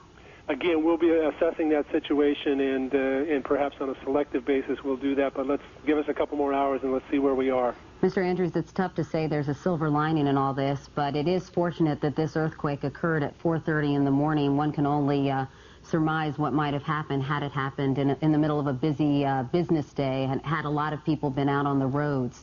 Exactly, and also the fact that it happened on a day that was a holiday for many of the schools and for government offices and for some businesses, because as you may well know, 4:30 in the morning, the Southern California freeways are already quite crowded on a normal business day, and we were simply fortunate that there weren't more cars out on the road. All right. Dick Andrews, Director of Emergency Services for the State of California. Thank you very much, sir. My pleasure. All righty. We're moving past 11 o'clock Eastern Time. Let's try to bring you up to speed on exactly what's going on this morning. 3.5 hours ago, a major earthquake hit the Southern California area, an earthquake measuring 6.6 magnitude on the Richter scale. Its epicenter somewhere in the San Fernando Valley, about 20 miles southwest of the city. Damage at this point can best be described perhaps as extensive. 6 freeways have been damaged and or closed. Those include 10, which is the main artery through the city, the Santa Monica Freeway, and also Freeway number 5, the Golden State Freeway. Much of the damage and the fires that are still raging is being centered in the San Fernando Valley, particularly the area of Chatsworth, Granada Hills, Northridge area, where they've even evacuated one town in the far north San Fernando Valley, the town of Fillmore, just off 126. Fatalities, we have confirmed reports of 2 dead, perhaps even a third. That requires a clarification of whether or not the 2 are counted. The third is counted as one of the 2 that was brought into Cedars-Sinai Hospital. That's right. According to this wire service, Bryant Reuter, it's saying that 3 people have been killed as a result. As has KMBC. Okay, and we have a preliminary report of unconfirmed of perhaps 25 dead. That report comes to us from the Red Cross, but again, that is unconfirmed. Perhaps as many as 25 caught in a building that had collapsed. There have been a number of structural problems. There have been a number of aftershocks. We've had some water main breaks. We've had some gas breaks. Both of the city's 2 airports are closed at this point in time. Hollywood Burbank and also Los Angeles International are both closed. We've been on the line with the governor and the mayor. They have right up the line declared disaster areas and have asked for federal assistance. That federal assistance has been promised by FEMA, and we understand that about an hour from now the president will take to the air and he will be speaking about the disaster in Southern California. Terrible situation. You know, we saw preliminary pictures earlier, Bryant, of a California Highway Patrol, what appeared to be a CHIPS officer, the motorcycle on its side. And there were preliminary reports that a police officer was killed when he was on the highway. We don't know if that's been confirmed. Dead or not. Right, exactly. So just by way of comparison, and if we're repeating ourselves and you've been with us along the line, we apologize. 71, referred to as the Sylmar earthquake, it had a magnitude of 6.4 on the Richter scale. It left 64 people dead and $1 billion in damage. This quake this morning is being recorded at 6.6, and its epicenter at the same location. That's right. That's what I was going to say, the very same epicenter, which is sort of eerie, isn't it? Yeah, it's a little strange. We were on the line with Dick Andrews of the State Emergency Center. He was talking about drafting crews and supplies, resources from the outlying counties. So if there is some good news, it is that the problem seems to be centered in Los Angeles County, that those areas of Orange County, Riverside County, Ontario, the outlying areas, they're donating their resources, so we can only believe that they're okay. That's right. At least for the time being. Let's go back to monitor the coverage of KNBC Channel 4, our owned and operated station in Burbank. Stores that had substantial damage inside, and also scattered groups of, I don't know if you want to hear this. Yeah, why don't we listen to this one? Well, you got the structural cracks in the top mainly. Well, most of the buildings held pretty good. Mine I was worried about. I thought the Lido would come down, and it didn't. It's an older building. It's an older building. It held real good. Yeah, it's the one that Marilyn Monroe was in, and Charles Bronson lived in there. It used to be a very, very nice hotel, but it held together pretty good. Thanks a lot. Thanks. Let's go this way. What did you feel, Garrett, this morning? I live right on the edge of West Hollywood in a building that must date to about 1928, 2-story, 8-unit apartment complex, and I thought for sure the building was going to come down. Did you see them? Or? We see a lady and another black guy coming down that way. And so they were inside the store? They was on the roof. I don't know how they got there. And were they carrying stuff? No, it was kind of hard to see it because they got you know, those new clothes. Yeah, yeah, big clothes. So you think they went up there and what did they do with the... They stole some merchandise. And then they put the dog up there on the corner? Like a joke? Yeah, like a joke. This is not live. Exactly. Where were you when it hit? We should I tell you that this is not live, what you're looking at now. This is taped earlier in the day when you were out. Yeah, about an hour ago. You were afraid that they'd come loot the store. Exactly. Hello. We're obviously... We are back on the air. Hit, right. And, okay, we were monitoring KNBC's coverage, but they've obviously got some video difficulties there as they're checking out and about. We continue to monitor our people in the field. John Gibson has been giving us update report on the damage. If you're looking for a figure, it is way too early to tell that, but I see that KNBC is back up and operating, so we'll rejoin Ken Shocknick and Carla Aragon. When Carla and I were driving in this morning, we were both able, because we live close enough to each other, to drive over a similar area and see the entire Los Angeles basin. And this morning, in the darkness, we were both comparing notes earlier. We saw that about half of the area was blacked out. We saw half of the lights on that we would normally see. It's very interesting as well. There was dust that was coming up, so you know that it was a good shaker because dust was rising. It really was. Yeah. And so now that we're back on the air, we want to show you some earlier pictures taken. The Sylmar fire early this morning. This is in the pre-dawn hours. The fire that broke out. These shots were taken by a freelance news crew. You can see the flame shooting up from below the street. Apparently gas leaked into the sewers, and that's what ignited this particular fire. Now, homes are also filled with gas.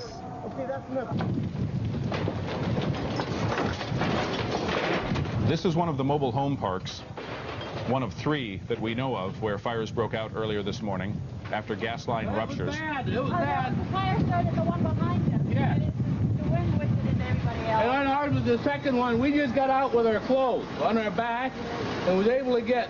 We're on the corner back there. Yeah. All gone. Did the neighbors get out okay? Yeah. Yeah, everything. We didn't even bother to... I'm still in my house slippers. We didn't bother when it's rolling. We didn't bother to try to get stuff out. We lost everything.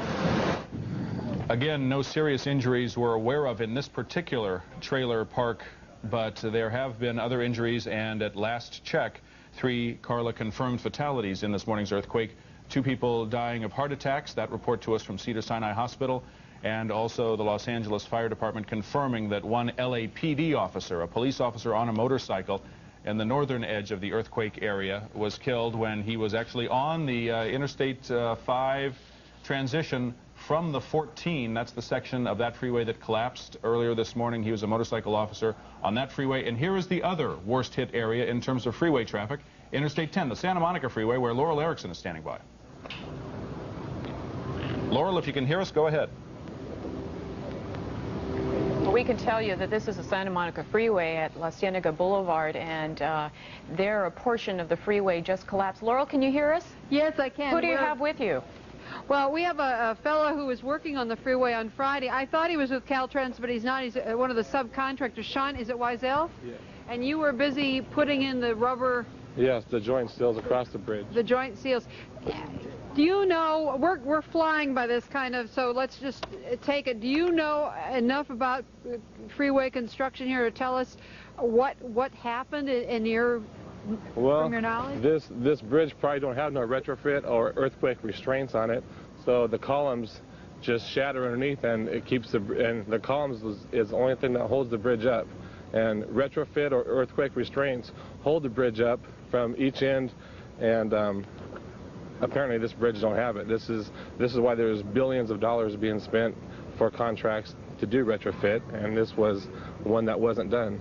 But you said that they're going to be doing it on this one? You were talking about retrofit contracts? Yeah, not this bridge itself, but there's somewhere down here on the 10, Caltrans was saying that there's a $4 million job coming up within the next couple months.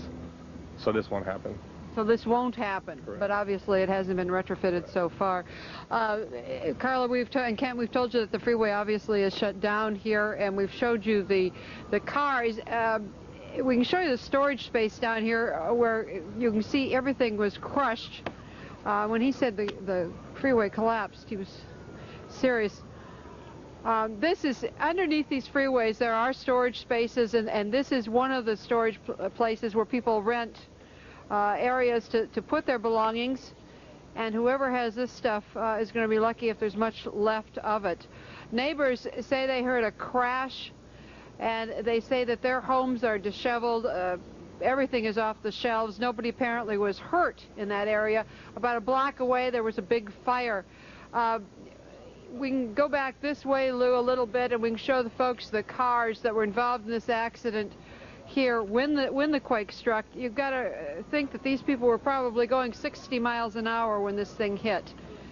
And this individual who was driving this car, we understand, was taken to the hospital, but the CHP still does not have an update on that condition there. And there was a second car in the area these cars were heading eastbound, and they had just gotten over the crack, the fissure, where the bridge collapsed when the thing fell. And here they are, stopped dead.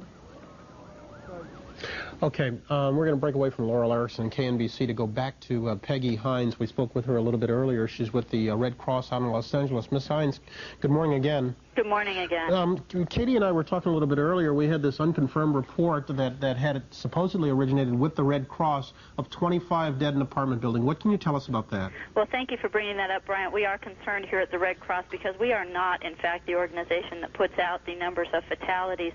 We rely on the coroner's office and the local hospitals for that. So that is not a Red Cross figure that came out. Our primary concern here at the Red Cross, as I mentioned earlier, is to set up those shelters and give these people who have been misplaced somewhere safe where they will feel comfortable, and we are actively doing that as quickly as possible. Peggy, do you know anything or do you have any information about an apartment building collapsing that could have been populated by a number of people? Katie, I am hearing that, and we are seeing it on the news, and of course our people will be en route there as well. And again, we'll rely on the hospital officials, those people out doing triage and so forth with the ambulance service to get those people out of the buildings. Those who are injured will obviously go on to hospitals in the area, and those who are not will certainly be located to a Red Cross shelter.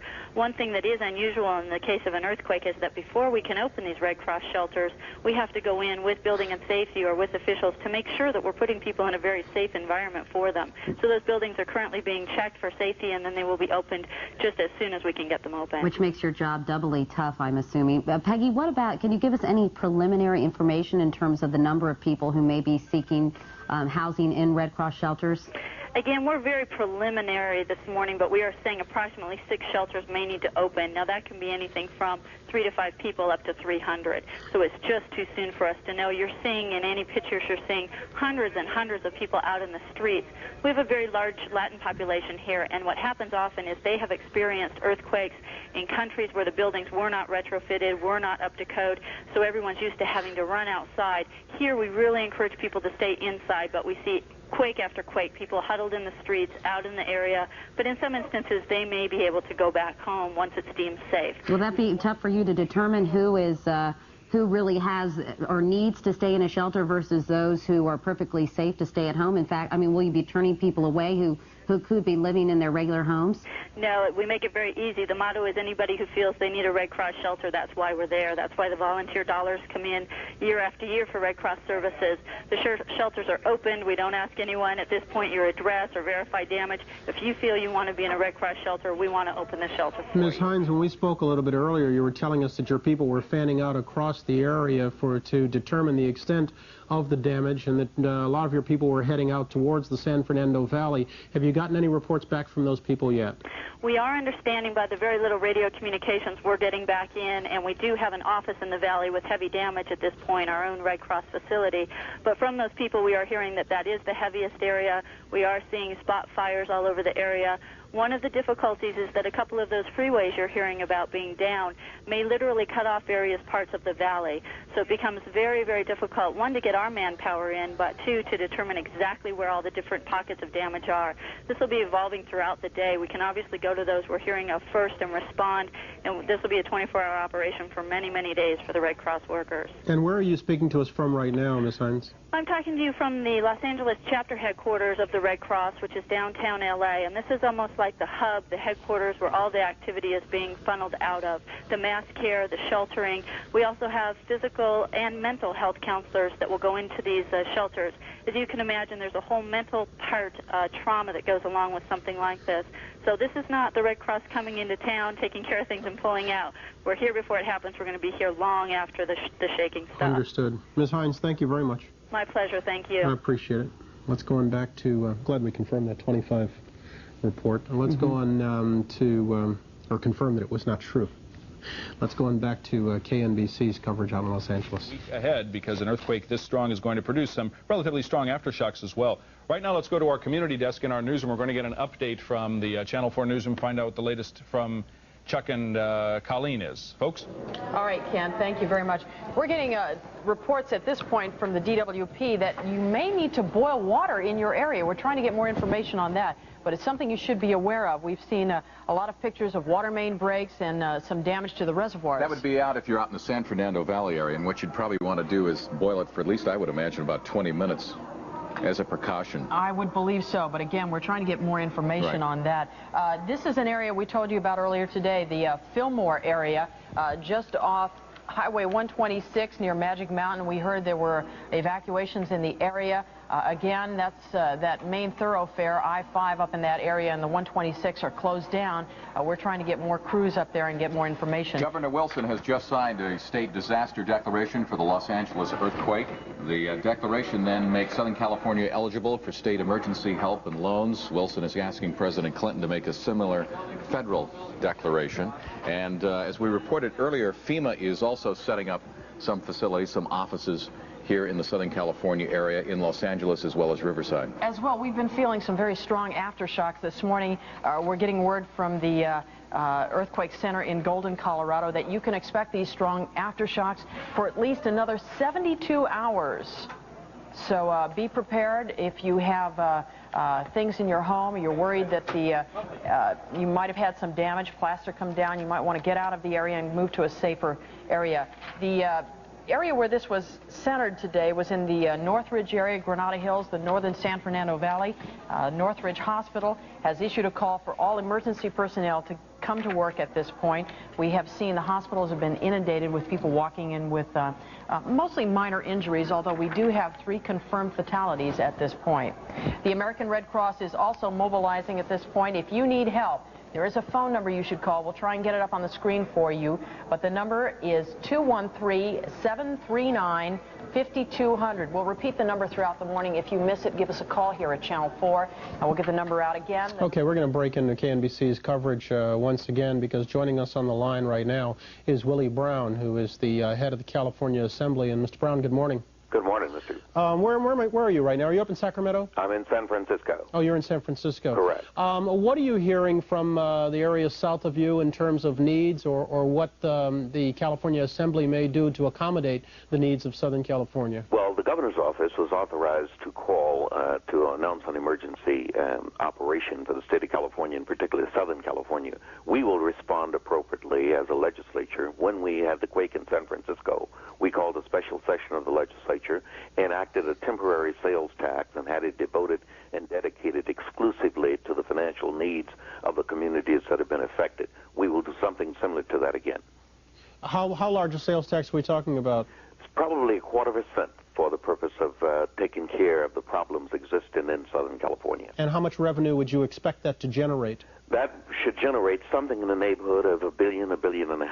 And that would be targeted exclusively for Southern California? It would be targeted exclusively for Southern California. We'll also probably pass legislation to authorize bypassing of all the normal kind of things that you do for contracting purposes. We did that with reference to the Bay Bridge and the Cypress Freeway here in San Francisco, and it worked very well. It allowed for an earlier return to normal service of those roadways. Would you also expect similar assistance at the federal level, going above and beyond whatever FEMA has to offer?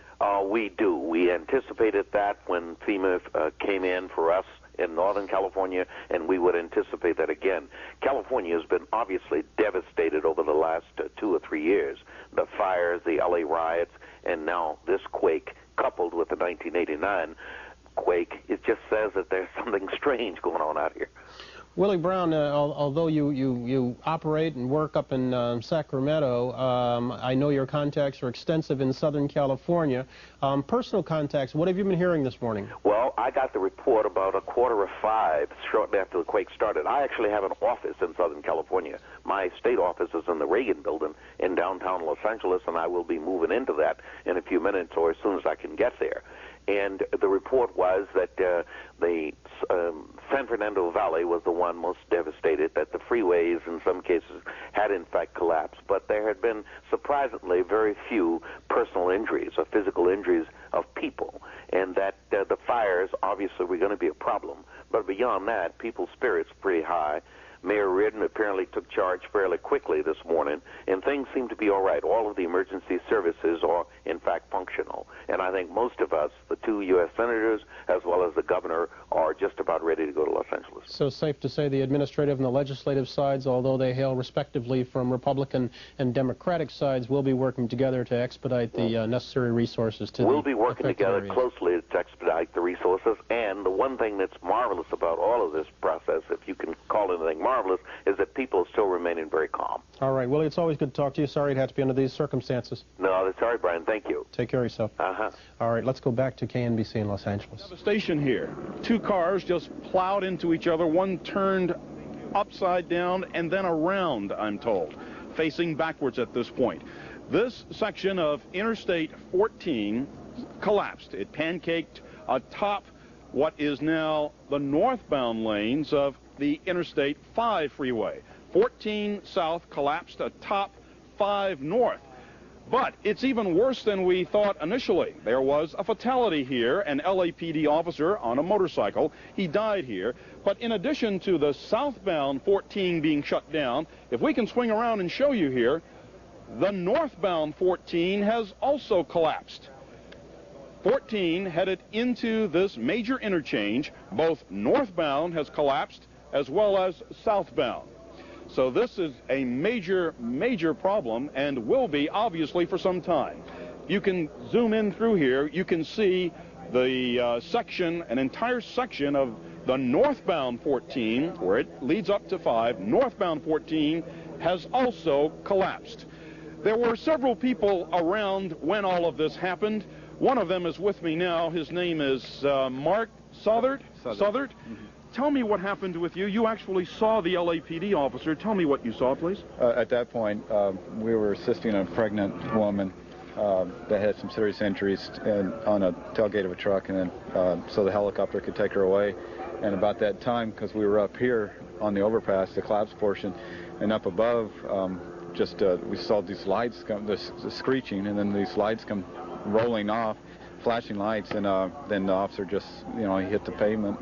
And so 3 of us ran over there to him, off-duty CHP, myself, and another gentleman, and he was face down, and we very gently turned him over, and he was just hemorrhaging tremendously out in the mouth and the nostril area, and didn't appear to be breathing, although he appeared to be some movement, a shock movement. So. And you also assisted, as I understand it, if we could pan to our left here, the woman who was pregnant. I understand you said she was 6 months pregnant, and in that car that was abandoned up there. Correct. She was removed with the tailgate of a truck, and brought her down this way to a helicopter and landed over here to try and get her over here. And that's when this officer and this officer came rolling off here. It was about an hour, 45 minutes to an hour after the actual earthquake. That happened, much later. Okay. Well, thank you so much. That was Mark Soudert. He is one of the witnesses, one of the heroes, if you will, someone who helped rescue some of the victims out here. But again, as you can see, tremendous damage here. 14 southbound collapsed atop the northbound lanes of Interstate 5. And as we showed you a moment ago, the northbound lanes of 14 have also collapsed. So 14, which is a major artery out of the Antelope Valley, Lancaster, Palmdale residents who live there and work in Los Angeles, it will be a major, major headache getting from that area into the San Fernando Valley. Reporting live from this collapsed freeway section, I'm Fernell Chapman.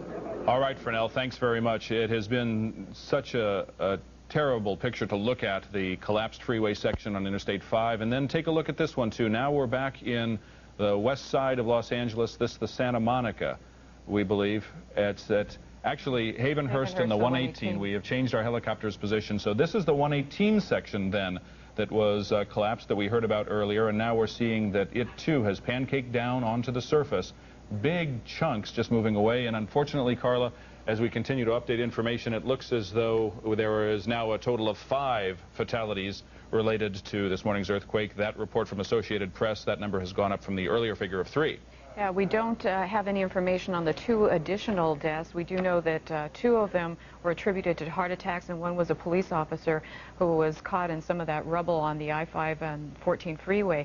Again, you're looking at the 118 freeway near Havenhurst, and as you can see people down there trying to assess the damage.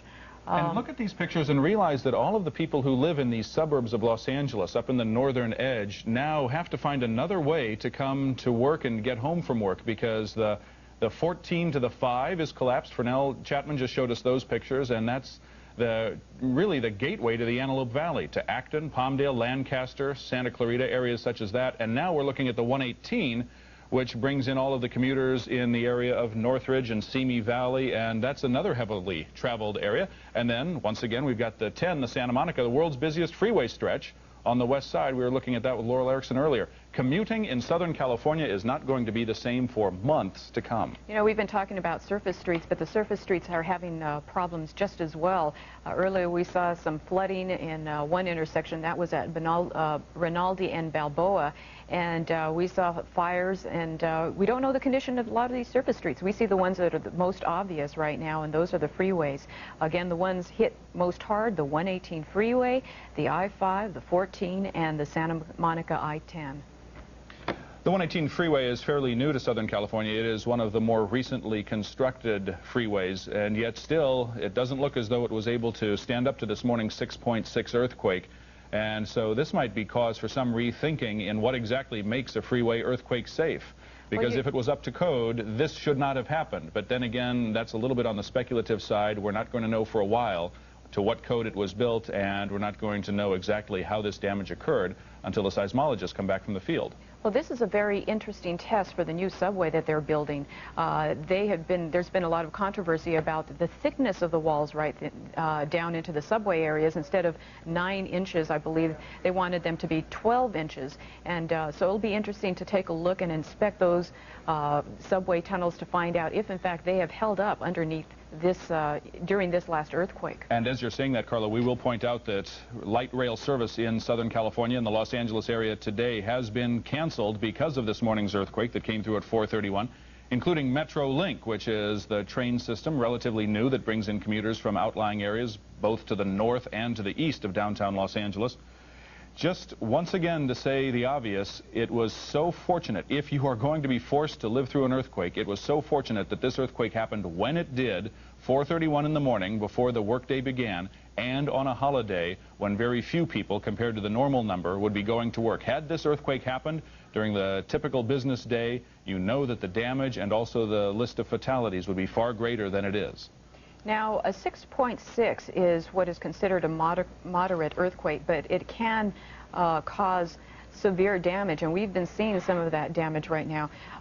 We were lucky, actually, during the Landers earthquake. There was only 1 death on June 28th, 1982, and is that right? 1992. And there was indeed one confirmed fatality. 7.5 was the size of that earthquake. Again, we break away from KNBC's coverage to go back out to Southern California.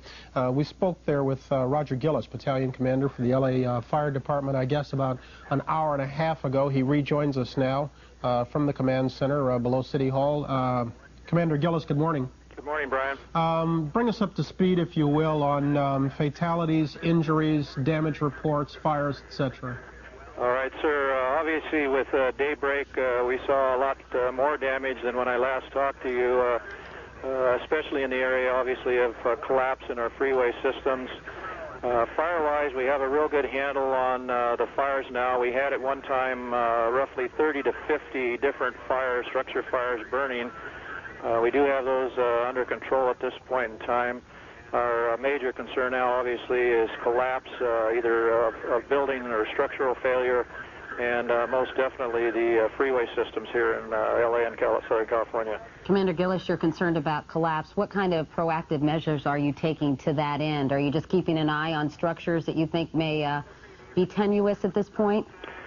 Yes, we actually have held over what we call our off-going platoon, have about 1,500 of our firefighters on the streets right now, and have called in our inspector resources to actually do damage assessment and literally comb the city and cover every area to assess damage and the extent of it. It's continually we're getting calls, obviously, on every minute of more damage. However, from the air and what we're getting from our field resources right now, there are no major collapses, with the exception we did have a report of one at the Northridge Mall, which is a fairly large mall out in the Northridge area of the San Fernando Valley. We do have some collapse of one of our Kaiser hospitals in the Valley area, but from those we haven't any reports at this point in time of anyone that's trapped in those collapses. Can you update the numbers for us, Commander Gillis, dead, injured? The numbers that we're getting at this point in time are 5, Brian. Down here in the center here, we cannot confirm those numbers yet. Some of those numbers are coming from news media out in the field there. But again, a number of 5 is what I'm hearing down here. The only one that we know of for sure that's confirmed is a LAPD officer that was involved in that collapse of the freeway. Are your people able to get to all the areas where they're needed? We are able to get to the areas fairly well.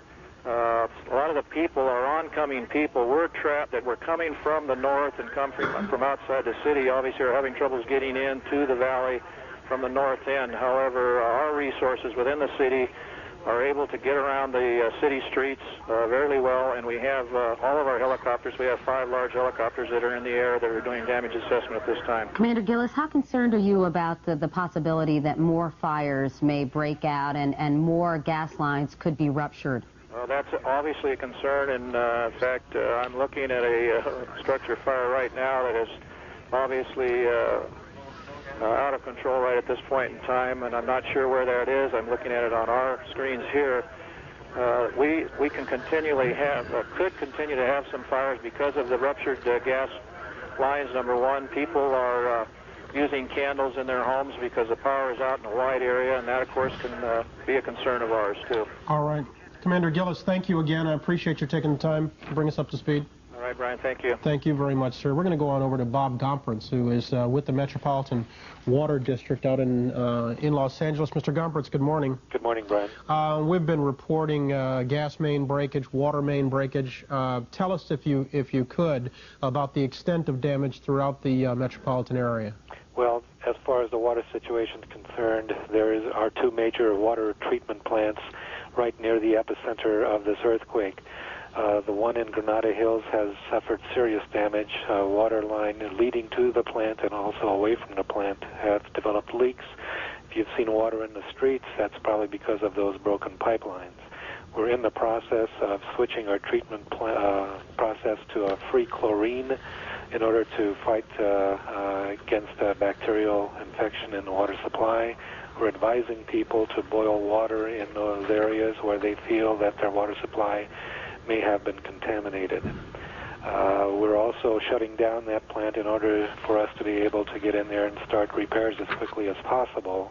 But we're trying to do this shutdown in a coordinated fashion with other agencies, such as the firefighting agencies, so that we don't have an impact on their efforts. What about the, we heard of the evacuation up Fillmore, and we're quite aware that up there in that Newhall area there is a dam just off the freeway there. Have you heard anything about reports about the damage to that structure? That would be Castaic Lake Dam, I believe, and that is the Department of Water Resources state operation. We have not heard any damage from that facility at this point. Is the fire department getting all the water pressure they need in order to fight the blazes that are burning throughout the area? We are trying to provide them with as much pressure as possible. However, because there are so many water mains, water lines that have been damaged, that sometimes it might not be possible. Mr. Gompers, how long do you think this boil water order will be in effect, and from what areas does it extend? Currently, the boiled water order is in place in the communities of Sylmar, Granada Hills, and naturally it's voluntary by all consumers, but we advise if they feel that their water supply may have been compromised to go ahead and in the greater Los Angeles area boil their water. However, there's no report of any damage to water supply systems outside of that portion of the San Fernando Valley.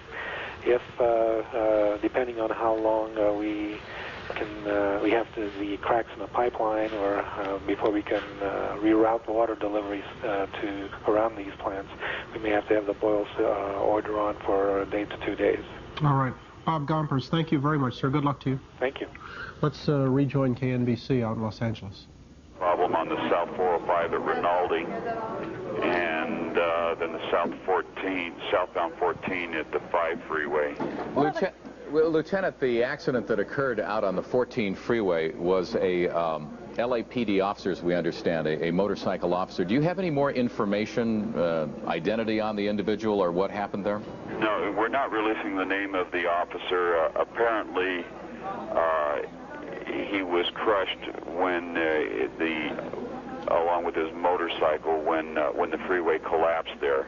And Lieutenant, what types of emergency phone calls are you getting today? What exactly is the police department? We're getting calls of gas leaks, fires, burst water mains, people concerned about relatives that they're unable to locate, and we're dealing with them one by one. I know there's an emergency system that's in place for the city. I would assume that has been activated, and what does that mean? Well, the city is mobilized, and you are correct. The Emergency Operations Center is up and operating as we speak. In fact, that's where I'm speaking to you from. Representatives from all the various city departments are here, as well as liaisons with county agencies, and we're working together to deal with these emergencies as they arise. Then you have a good overview of the city. Can you pinpoint the crucial or critical areas for you now and give us kind of maybe in a very large brushstroke the city at this particular hour? Okay, this is the direct line. Lieutenant? All right. Lieutenant?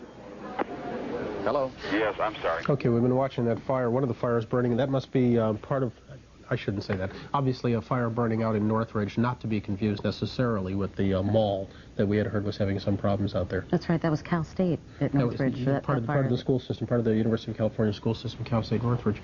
Senator Barbara Boxer is joining us on the line right now. And Senator, I apologize, I don't know if you're coming to us from Washington or California. Good morning. Good morning. I am in California. I'm in my home in Northern California, and I'm going to be headed down to Los Angeles with the Federal Emergency Management Team that's based in San Francisco, the regional office, to meet the head of FEMA, James Lee Witt, who is getting through the icy streets and getting on a plane.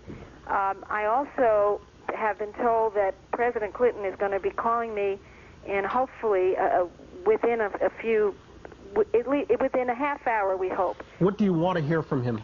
Well, I know what I'll hear from him. I'm going to hear from him that he is heartsick at what he's looking at, and that he is working already with the state people, and we're going to declare an emergency. I know already from the head of FEMA, who, by the way, unfortunately for us, has had too much experience in California fighting fires and everything else, that we are standing ready to help with search and rescue, with airplane firefighting equipment, and with teams, medical teams, ready to assist.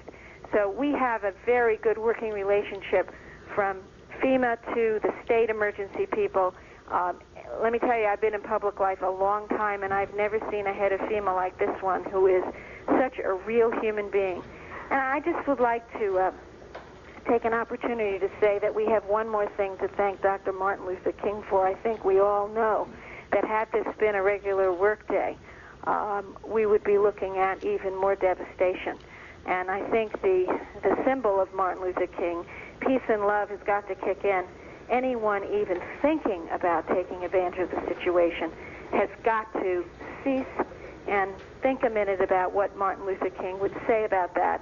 And we've got to work together in a spirit that we have in California. And we're going to make it back. We've gone through some very tough, traumatic times, but we're going to turn it around and we're going to overcome. I'm going to assume you're alluding to the reports of scattered looting. There are not very many reports, first of all, but reports of scattered looting in the area. Anyone who would even think of it. And I don't want there to be any scattered reports. I don't want to hear any reports. We're going to work together. We've got to come out of this. And again, the fact that it would be on Martin Luther King's birthday is very symbolic to me.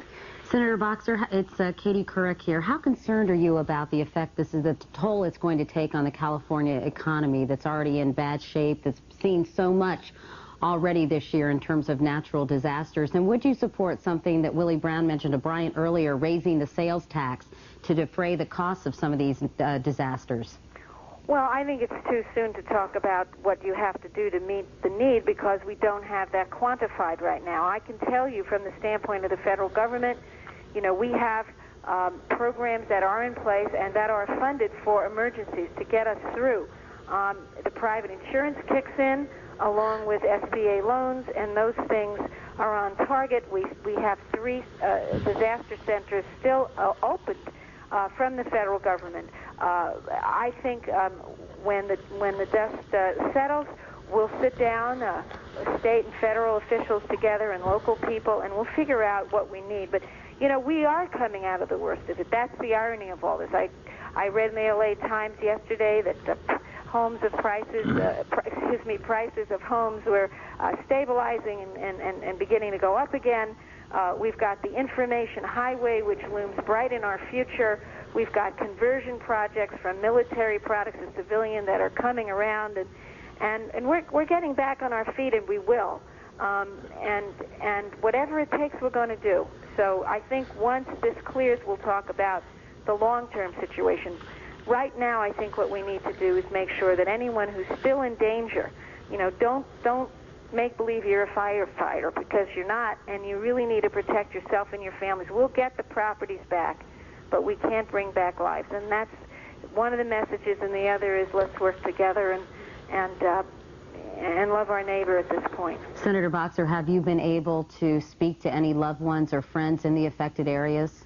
I've been trying to get through. We made some contact with one of my staff members. I have an LA office that is right near LAX, right near the airport, and at this time I cannot ascertain if it's been damaged. I can't reach my people, but one of my staffers was in Newport. He checked in and said he's on his way toward the office trying to get there. With the freeway damage, I don't know. And what we've done is we've opened up our Washington office. Today's a holiday. We've opened up our Washington office and our San Francisco office, and anyone who needs us can call us, and I will be down there as soon as I can get down there to Los Angeles. I will be meeting the head of FEMA, and again, we're gonna pull out of this, and all of life has ups and downs, and you go through it, and we'll go through this. All right, Senator Barbara Boxer. Senator, thank you so very much. Travel safely. Thank you. All right, let's go back and rejoin KNBC's coverage in Los Angeles. Morning. More than likely, there wouldn't be anybody at a shopping center. Lieutenant, I'm wondering, you said that the mayor was there in the command center with you? Yes. Would it be possible that he could come over to the telephone? No, unfortunately, that wouldn't be possible right now. Okay, we'll hear from him in just a few minutes. In the meantime, are you getting any indication about power outages? Well, there have been power outages throughout the city. In fact, we're just now starting to get power back.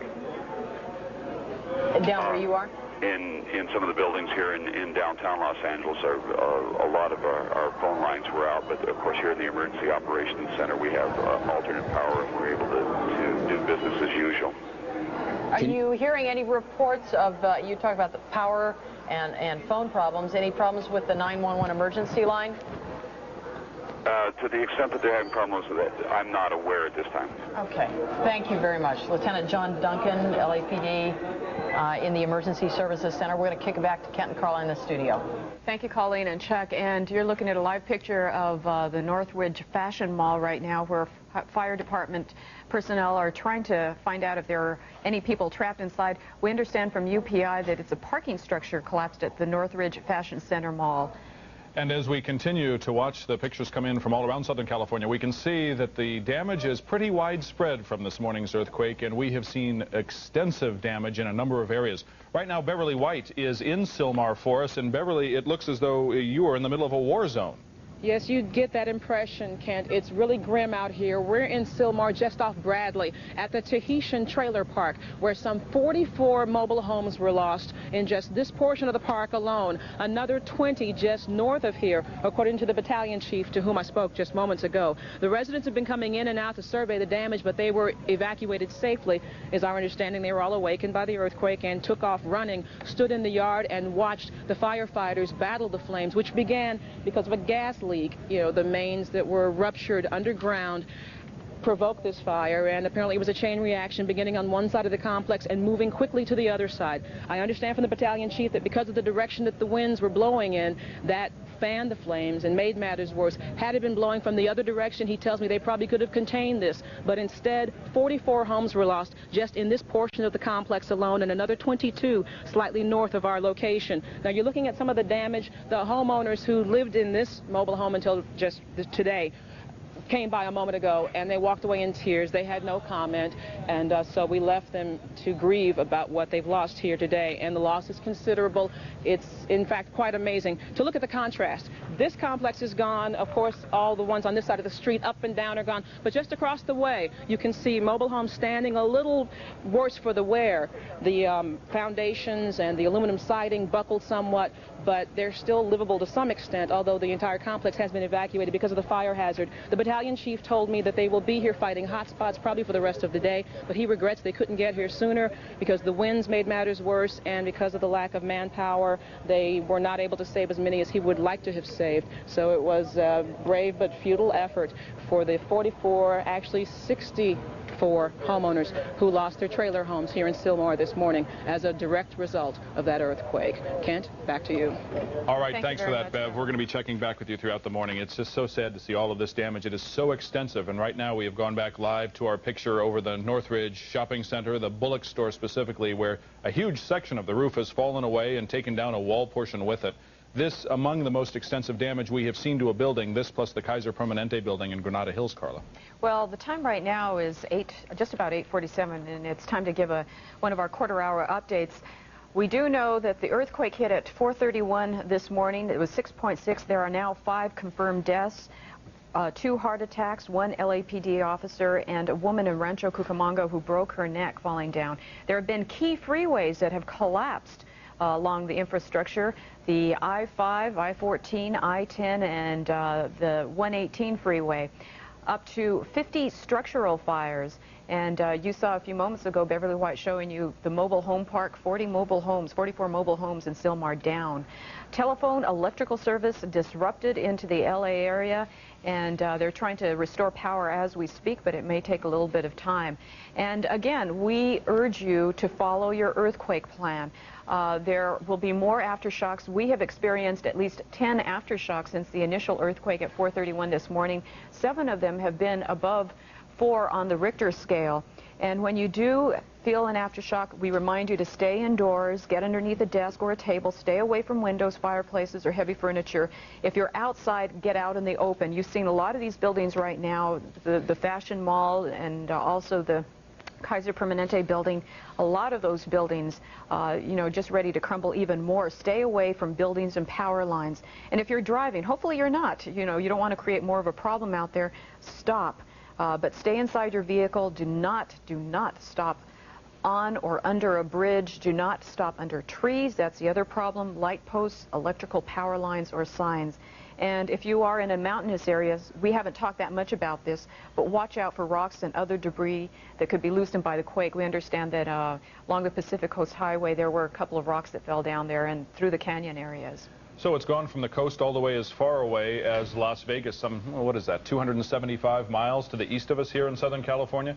Felt as far south as San Diego. Earlier this morning in the pre-dawn hours, you were with us and you saw Vicki Vargas reporting live from the Big A, Anaheim Stadium, where the Big A itself, not the one outside the park, but the 7-story Big A inside the park upon which they have mounted that picture board, fell over, and that is going to be quite a repair job as well. So this is an earthquake this morning that caused extensive damage all around Southern California.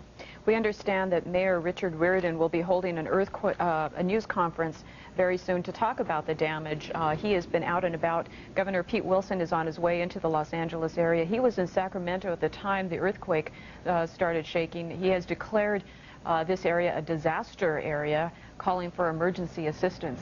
So people right now are set in motion to try and bring all these emergency services back to people to try to reconstruct their life, even though we're still going through this. And take a look at this resident surveying what is left of her world in Sylmar. This one of 3 mobile home parks that burned in Sylmar, a total of 64 or more mobile homes in all, 40 of them in one park because of a ruptured gas main, it's believed. And this is what she had to wake up to today, because first the earthquake started, and then after the damage from the earthquake, almost immediately fire damage as well.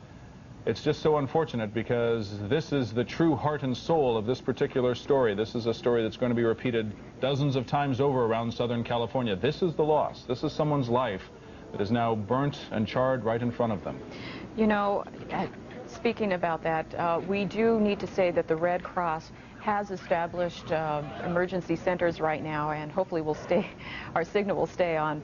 And they do have a hotline number. If you have a pencil or a piece of paper ready, we'd like to give that to you. The Red Cross hotline is 213-739-5200. That number again is 213-739-5200.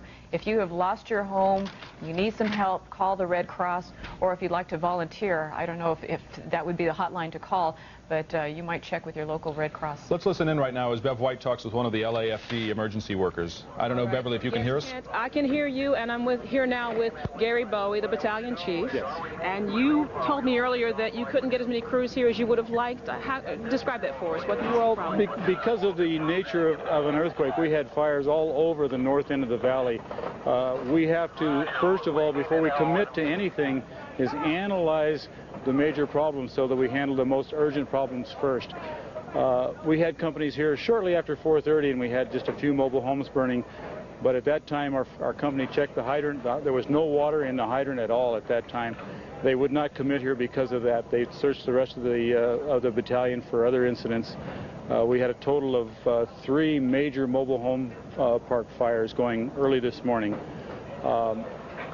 This one at Bradley and Cobalt, we lost approximately 65 mobile homes here. All right, thank you. Thank you very much, Battalion Chief. And the gas main is still raging behind us. I guess you'll work to contain that through the day. Beverly, Yes, while you were talking, we're going to interrupt for just a moment. All right, that's all right. Go ahead. Thank you, because we're going to show you this live picture that we started showing as our chopper arrived just over the scene seconds ago. This is what happened when a 64-car freight train carrying hazardous materials derailed this morning because of the earthquake. Now, Southern Pacific Railway says the train was derailed as it traveled between Chatsworth and Northridge, so this very near to the earthquake epicenter. And Southern Pacific is saying no reports of leaks or injuries. The railroad is saying that 16 of the cars were carrying sulfuric acid, but we're going to point out, as last we checked, there are no reports of leaks or injuries, so that's the good news. The railroad has blocked off an area for its checking to see if there are any leaks, but again, so far, no word of any. And also, Southern Pacific is holding all rail traffic within its confines about 100 miles back from the quake's epicenter. And so not only have commuter lines shut down, but now freight train traffic in Southern California at a standstill because of this morning's earthquake. Look at the devastation here, Carla, once again. Yeah, as the camera tilts up, you can see not only the cars, but the building, you know, just the sides of it giving way to this earthquake, you know, could not hold the power of all that shaking. And again, the epicenter was in the Northridge area, and it was a shallow quake, so the vibrations were sure to be felt, you know, towards the surface of the earth where we are. And that's why it appeared to be so violent and so powerful. The background of that shot, we're now moving away from the train to the building itself. This is a Levitt's furniture store, and the entire back wall, the wall that runs along the train track, along the Southern Pacific train route, has just completely fallen away, and this is the result, what you see here. It looks as though it may have been some sort of a back storeroom area of the store. Can't tell that really from our elevated position. You know, the time right now is 8:53, and it's amazing as the light came up. You know, when this earthquake hit, it was 4:31 in the morning. It was completely dark. We did not know the extent of the damage, and now with light, with daylight, we see how much destruction actually came as a result of this earthquake. Again, we're looking at probably the epicenter. This is the Northridge area. This is where Lucy Jones was talking about the epicenter. Well, there can be no doubt that this is the strongest earthquake to hit a Southern California populated metropolitan area since the 1971 Sylmar earthquake. 23 years ago. 23 years back. Now, there was, of course, the Landers Big Bear earthquake that was so horrific for the people in the Inland Empire, in the mountainous areas there, and the deserts as well. That was 7.5, so that was actually a full magnitude point larger than this morning's earthquake. And we're going to break away right now and check back in with our national correspondent, Jamie Gangel, who, when we found her this morning, had been chased out of her hotel room in West Hollywood. She has made her way out to Northridge right now, I understand. Jamo, what can you tell us? I'm out in the Northridge section of San Fernando Valley, which is really in the middle of where everything's happening. There are fires all around us, but right now we're at a townhouse complex where the second story is now the first story. It's just completely collapsed. I'm here with the chief of the Hollywood Fire Battalion, who was called out here for special service, Robert DeFeo. Chief, can you tell me exactly what happened here? Yeah, we had a catastrophic collapse of a three-story building onto the first floor. They were occupied units, approximately 40 occupied units. We have right now known 5 dead at this particular time. We've conducted a primary search. We're in this process right now of a secondary search to determine if there are more victims.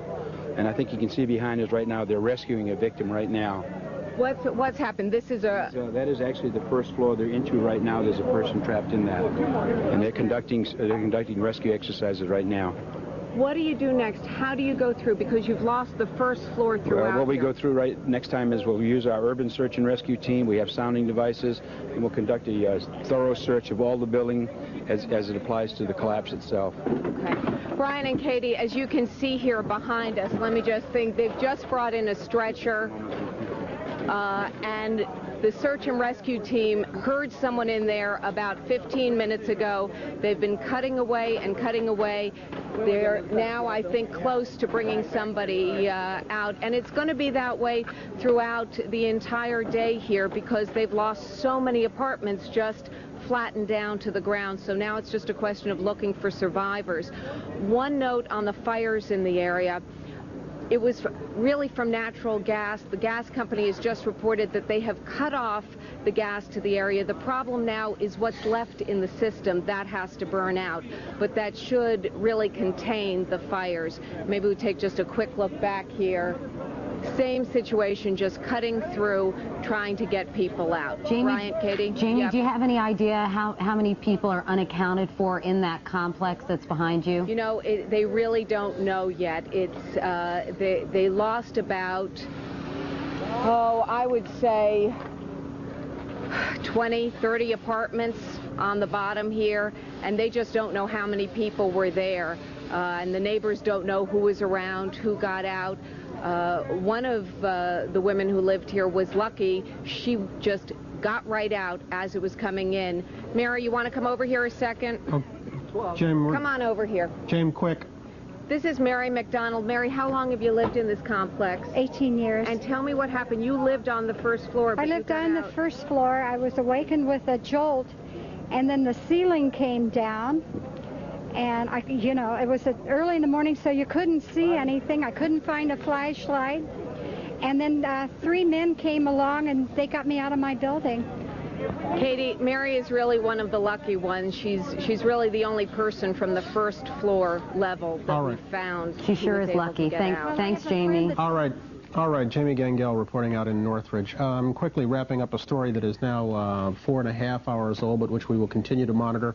Major earthquake hitting Southern California at 4:30 this morning Pacific time. The quake measuring 6.6. Its epicenter out in the San Fernando Valley. It has damaged or destroyed parts of 6 freeways. Right now, 5 fatalities. We don't know how many more are injured. We'll, of course, update it throughout the morning tomorrow. NBC News is going to stay on this story throughout the day. Jane Pauley is up next, right after a station break. The weapons of Waco, the guns gangs use. Ever wonder where they come from? The shocking truth is you paid for many of them with your tax dollars. Dateline NBC. Welcome to Adair, Iowa. On July 18th, we rolled into town and gave Act 2 microwave French fries to everyone. And they gave us their honest opinions. Those are good. These are crispy. Excellent. Tastes just like a potato. Well, I know what they're doing. Whoever thought it up was a genius because it cooks it all the way around. By a vote of 825 to 4, the town liked them.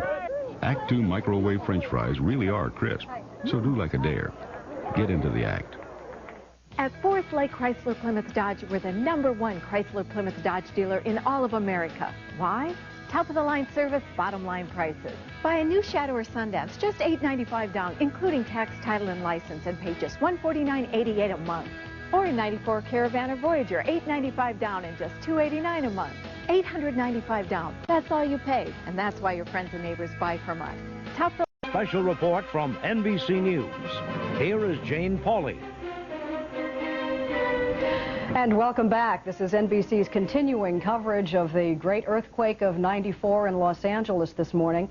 We'll be with you throughout the day, beginning now with reports from here in New York and from KNBC in Los Angeles all day long, right up through a special 11:35 tonight. So this begins a very long day of coverage. You're looking at the map, which puts the epicenter of today's quake in the San Fernando Valley to the northwest of the city of Los Angeles. Los Angeles has a population, you know, of 8 million people. I don't know specifically how many millions live in the San Fernando Valley, but the danger of this earthquake, of course, is that these are densely populated areas, even more so than the wildfires that we watched on television, those of us who live outside of Los Angeles. So this is a very serious event. The earthquake measured 6.6 on a Richter scale. It struck at 4:31 this morning. This is amateur video. At daylight, when the sun came up, was the first opportunity the area got to survey the damage, because the quake struck at 4:31 in the morning. The good news, of course, is that this was a holiday, Martin Luther King's birthday, so that federal and government offices and many schools were closed. A lot of businesses were closed, so there wasn't too much traffic on the freeways, which, by the way, is where one of the most worrisome problems exists. There have been major freeway collapses, not too much traffic at that hour on the freeways, but that's where one of the confirmed deaths occurred.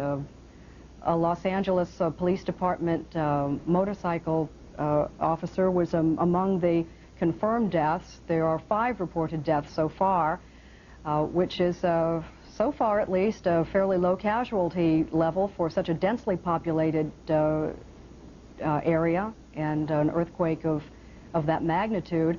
It shook for at least a minute, which is a good long duration to take a jolt, and continued shaking, and since then there have been at least 20 aftershocks above the level of 5 on the Richter scale. So the worry now is continuing fires from gas line ruptures. Some gas had leaked into sewers, leaking into homes.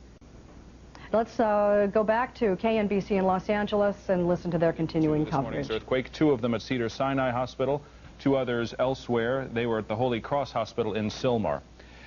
As the morning goes on, we are waiting for the president to speak out, and the mayor also. We showed you the pictures of that train derailment in Northridge. Again, 6.6 on the Richter scale, the measurement of this morning's earthquake, and the infrastructure of Southern California, the traveling routes, some of the worst damage of all coming on the freeways. The 514 interconnection, the Santa Monica Freeway, the 118 freeways collapsed, and the homes destroyed by the fires, and those other things as well. Carla? We have been showing you some dramatic pictures, and the one picture that just sticks out of my mind too is the Kaiser Permanente building, and we have Diane Diaz, who is near that area right now. She is at Granada Hills Community Hospital, where they have been taking in some of those folks, some of the walking wounded that we've been talking about.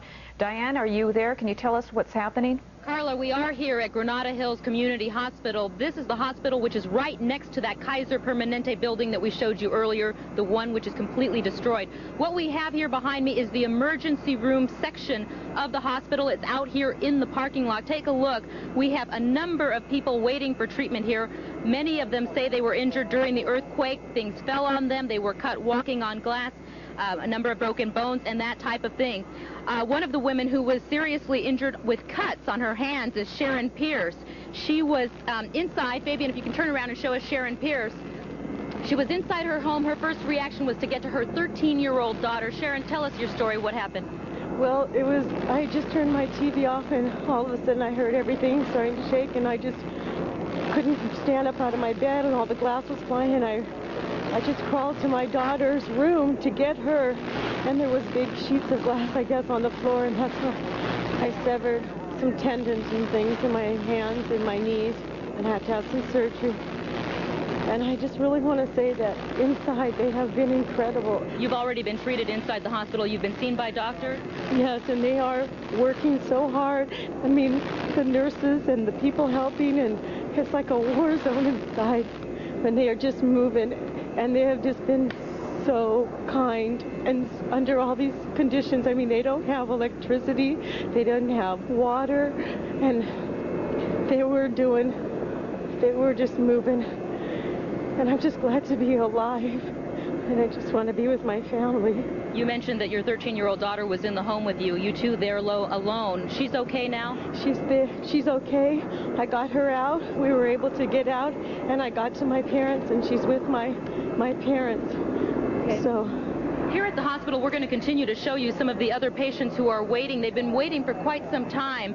And what was your experience here? A lot of people saying that it's been too long. You know what? You can't, I don't think you can say that. They are just doing everything they can in there. Great. Sharon Pierce, thank you very much. Again, Granada Hills Community Hospital, the folks here are saying we cannot handle any more in this emergency room. Reporting live, I'm Diane Diaz. Back to you in the studio. Diane. All right, Diane, thanks very much. We're going to go from you to the mayor of Los Angeles right now, Mayor Dick Reardon, talking about this morning's earthquake. All ceremonial and commemorative events today, including the Martin Luther King Parade, be rescheduled so that our police force can be employed for safety purposes in the wake of this emergency. So in closing, let's all stay cool. Let's thank God that we have such strong leadership in the city of Los Angeles. We have problems ahead of us, but I feel that we have the type of people that can solve those problems and stay top of everything. I congratulate the citizens of Los Angeles for the cool they've shown so far. Keep it up, and God bless all of you. Mr. Mayor, what specifically have you done to see that truth again? We have to go to the press conference. Mr. Mayor, no questions. We have to go to the press conference. This is the only question. I declared a state of local emergency. At what time? At 5:50 this morning, verbally earlier. And what does that mean specifically? It means that it frees all departments of the city, irregardless of budgetary restrictions, to go on tactical alerts. But the key departments had already done that based on my verbal commitment. Now, we're not going to answer any more questions. We have to go into a meeting. I'm going to put Councilwoman Walters on, who is going to make a statement. Then she and I have to go to a meeting of all the heads of departments of the city. Councilwoman? Thank you, Mr. Okay, you're looking at a vehicle fire right now from our helicopter. It appears that it's a vehicle fire. I'm not sure on the location. Can I get somebody to give me the right location here? We believe that's in the Northridge area, and we don't know how this particular one started. We have seen throughout the morning that little pockets of gas that have been coming up from the ground of ruptured lines. We don't know if this is it or if it was some type of a vehicle crash, but you're seeing this. This is live from our helicopter in Northridge. The fact that we're seeing some flames in the very lower left portion of your screen shows that this may have been indeed one of those ruptured gas lines you were talking about, Carla. The mayor is not the only person speaking out this morning. Here is President Clinton in Washington with a pre-planned talk about economic development, but it's expected he also today will be addressing the issue of Southern California's earthquake, along with the President, Vice President Al Gore.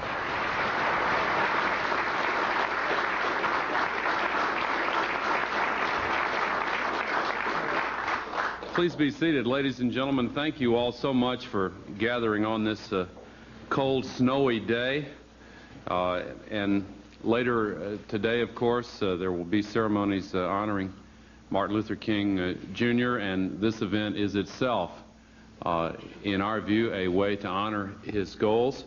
Let me acknowledge here the distinguished guests who are present, Secretary Henry Cisneros of HUD, Secretary Mike Espy of USDA, Secretary Dick Riley of the Education Department, Carol Browner, the head of EPA, and Erskine Bowles, the head of SBA, Walter Broadnax, the Deputy Secretary at HHS, Andrew Cuomo, Assistant Secretary at HUD, where is Andrew? There you are, Andrew, in the second row there, and Bob Nash, Undersecretary at USDA, Senator Bill Bradley of New Jersey, and Senator Joe Lieberman of Connecticut, Senator Don Regal of the San Fernando Valley, that portion where this morning's earthquake was epicentered, most of them apparently a result of ruptured gas and oil lines. And this apparently just one example, because we're seeing the wall of flames progressing away from that vehicle. It doesn't look like this started out to be an accident. It looks like it started to be some sort of ruptured line, hence the flames that have moved away from the scene and the flames that are coming up from underground. But imagine this, repeated 50 times. Northridge, yeah. And it's happening in Northridge, and it's happening in Sylmar. Sylmar also the area where we saw that derailed train. And this picture from Studio City this morning, where a man's home, his house of 30 years, was destroyed. I mean, it's unbelievable to see this, you know, that car just teetering over what was once his home. Let's see if Vicki Vargas is there. Vicki?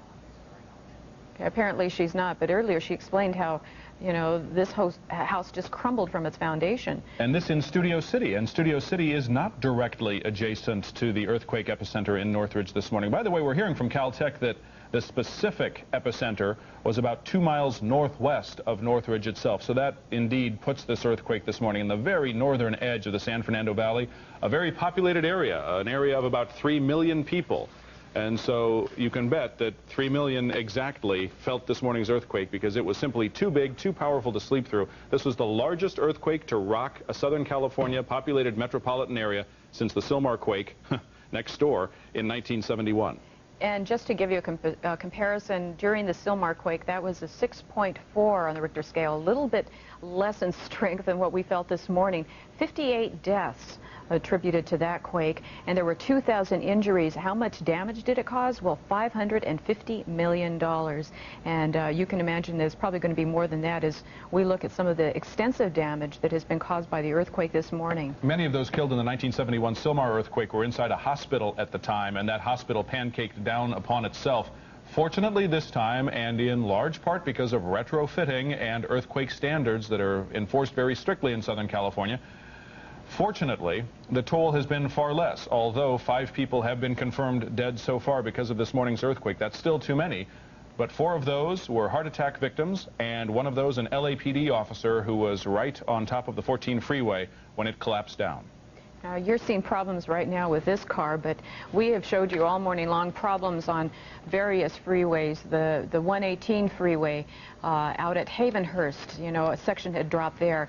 The I-5 freeway and Antelope Valley freeway, northbound on the 14 freeway, a section had given way. We earlier had just been talking about the southbound freeway, but both sides have had buckled there and had given way. We also had problems on the Santa Monica freeway. The intersection there, or the overpass at Fairfax and La Cienega Boulevard. So we've had a lot of problems and damage to the infrastructure here in Southern California. You look at that neighbor who's looking at her house, and it wouldn't be wise to try to speculate what she is thinking at a moment such as this, but you have to imagine that you would just look upon all of this with great disbelief. Right now, Diane Diaz back with us in Granada Hills. Diane, you've been at the emergency room of the Granada Hills Community Hospital, and we heard really some very emotional words from the woman you talked to just a while ago. That story must be repeated a dozen times over. Over and over again, Kent. Right now, I'm just the other side of the parking lot. Take a look behind me. We're going to show you the building just across the way from the Granada Hills Community Hospital. This is the Kaiser Permanente building. This is clinic buildings, doctor's office buildings. Very fortunately, this is not a hospital facility. No one was inside, we're told, when the earthquake happened. Take a look now at some of the damage along the side of the building. You can see it even more dramatically from this angle. The entire building is a complete disaster, an absolute wreck, and will no doubt be condemned as soon as possible. We are right across the way from the Granada Hills Community Hospital, where already hundreds of people are lining up in the emergency room section. They're waiting outside, they're waiting on the ground, on chairs, however they can, some as long as 2 hours and more to get treatment here. And right now we're being told from the hospital officials that they cannot accommodate any more serious injuries at this time. They can handle minor injuries, scrapes, cuts, bruises, that kind of thing, but serious injuries are going to be needed to be treated elsewhere. We're going to get over there and talk to some of those folks and bring them back to you live just as soon as we can. Reporting live, I'm Diane Diaz. Carla? Diane, before you leave, talk to us about what some of those major injuries might be. Have you heard of anybody who is in need of that type of help and care?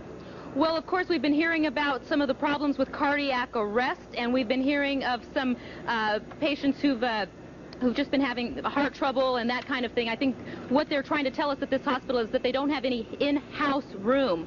What they can do is treat the stuff that can be dealt with and then is on an outpatient basis, so to speak. Anybody who's going to need to be hospitalized and need to stay overnight in the hospital is going to have to find another location. Okay, thank you very much, Diane Diaz, reporting live from Granada Hills. And again, we'd like to tell you that that Kaiser Permanente building was a clinic administration building, not a hospital facility, so no one has been injured. So thank you for your information, Diane. Right now, we're looking at an apartment complex in Northridge. We're going to go to our update desk in the newsroom to get the very latest. At 9:15, just briefly, here's the overview. The number of deaths and injuries, 5 confirmed deaths, scores of injuries. That number not finalized just yet. Let's see what else is up there. Major structure damage. You're seeing some of it right now. We've seen all kinds of building from that Kaiser Permanente building to apartment buildings to railroad derailments to all kinds of highways that have buckled and have actually given way. The Los Angeles Fire Department has reported a total of more than 50 fires having broken out around Southern California, most of them in the North San Fernando Valley area. President Clinton now is expected to make some brief remarks about the earthquake in Los Angeles. As we go back to the state dining room in the White House, this is Jane Pauley reporting NBC News in New York. A pre-scheduled address to a group of businessmen at the White House, but the president was informed early this morning of the events in Los Angeles and is expected to make some remarks now. Let's listen.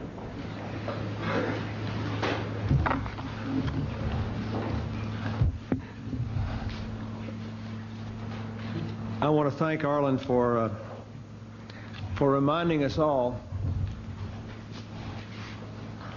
that we can make a difference. We're going back now to Los Angeles, having heard President Clinton say that HUD Secretary Henry Cisneros is on his way to Los Angeles to survey the damage. Let's go back to the KNBC continuing coverage of Earthquake 94. They are involved in a rescue effort right now. They believe that there are individuals trapped still inside the rubble of this apartment building which fell in on itself. Just a couple of other things we can pass on to you real quickly. The John Wayne Airport down in Orange County as well as Burbank Airport have now reopened. LAX still apparently closed. There's not a lot that we can tell you from this scene other than the fact that the rescue effort here has been going on for actually the better part of an hour now. And as you can see, they're working in the rubble there of that building. It's right on the corner then in the 9500 block of Reseda Boulevard. Chuck, are you feeling that up in the newsroom? We aftershock. We just had another aftershock up here. So if the reports from this scene are correct, plus the other fatalities, that would take the death toll unconfirmed up to at least 10. And Kent and Carla, as you have been reporting this morning, the 71 earthquake, the one out in Sylmar, the death toll there was 62 people.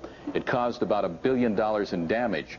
Of course, it's much too early to put a damage figure on all of this, but I'm sure what with the cost of things today that what happened this morning will exceed, if not far exceed, that total. Once again, the apartment building that you're looking at, the rescue effort which is going on in the corner now in the lower portion of your screen, and we have a crew on the scene down there, and as soon as they get a signal up, we'll be going there live, and we'll get some more information on exactly what is happening there.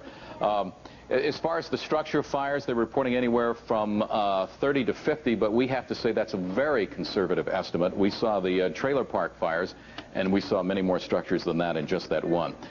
Okay, so we'll go back to the studio, Kim. All right, Thank you very much, Chuck. Thanks for bringing us that. And it's it's important to point out that as the morning goes on, we continue to feel them, the aftershocks to this morning's 6.6 earthquake. That last one, Carla, just a quick jolt and it was gone, but once again, we are told to expect those as the days continue for at least another week, maybe two. You know, it feels like to me, you know, when you are in the middle of a lightning storm and that thunder strikes, you know, just the power, the vibration that you feel for just a couple of seconds. We would like to mention that we have been hearing about Los Angeles County, and that's because the epicenter is right here in Northridge. But we have also talked a little bit about Orange County. We are efforting communications with Ventura County. We have not been able to get into the Ventura County officials to find out what the damage is there. You know that the Northridge area, Chatsworth, you know, is neighboring to, you know, Simi Valley and Ventura County. So we're going to be checking in with them to see what the extent of damage is in that area west of the epicenter. Right now, we want to go back to Earthquake Central, the seismology lab at Caltech, if we can, for a moment. Conan Nolan, we are told, standing by to bring us the latest from the seismology lab there. And Conan, this is not just a Caltech facility. This is also the U.S. Geological Survey. And so this is all hands working at the office where you are right now. Here, maybe we can connect them and make 7 out of 2. And you're looking at it, but Conan is apparently off gathering information. And so we were told that he might have the latest for us. Apparently, he's not prepared to bring it to us, so we apologize for that. You know, ladies and gentlemen, as you watch this morning, you are seeing some flying by the seat of the pants. Southern California and also television stations like Channel 4 try to prepare as best we can for such an event, but still, it is not going to be seamless. We beg your indulgence. Right now, let's go to Diane Diaz, who has been taking a close look at some of the people that are wounded. She's at Granada Hills Community Hospital with more on the injuries there. Diane? Right in the heart of where the earthquake struck the hardest, Carla, in the San Fernando Valley. Granada Hills Community Hospital completely swamped right now with people who are trying to get emergency care. They continue to arrive in paramedic units, and they are having to wait quite a while for their help here. One of the ladies here, if we can talk to you, Elaine? Right. Tell us your story. What happened to you? As I was getting out of bed, either I went into the little TV or the TV fell down and I have a deep gash in my leg. We're seeing it here that it's been already... NBC News will be following the earthquake in Los Angeles, the Great Earthquake of '94, they'll be calling it, for most of this afternoon, if not all of it. We'll be going back to KNBC. In the meantime, you are watching continuing NBC News coverage of the quake of '94. Some of our stations will be cutting away now.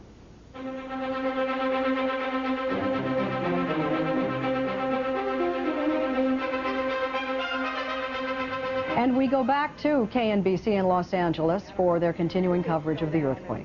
We were just lucky to get out. We weren't killed because... You were from the Northridge area? Granada Hills. Granada Hills. We live in the same complex, and it struck pretty bad. Everything came out. We are getting widespread reports that apartment buildings and houses have been completely destroyed throughout this area. What was your experience in your unit? Well, everything's on the floor, and my husband went back in. I went back in, and there's cracks all over the place, and computers down, everything, my wall unit, you can't even walk in there. And we were just very lucky. We didn't get hurt any worse, and nobody got killed. Right, so some cuts, many people cut by glass, many people injured by things falling on them. We've also seen a patient come in here on oxygen looking to be a cardiac patient as well. One thing that the Granada Hills people are telling us here at this hospital is that they cannot really accommodate any more serious injuries. They do have the wait out here for people who are being treated for cuts and that type of thing. But the hospital is really overloaded at this time, and so if people can go elsewhere, they are advised to do so. Reporting live from Granada Hills, I'm Diane Diaz. Back to you in the studio. Okay, thank you very much, Diane. And we have just noticed that the Los Angeles International Airport has reopened 2 of its runways, so it appears that things are getting under control. Again, if you need to depart this morning or if you're waiting for an arrival, it is best to call the airport.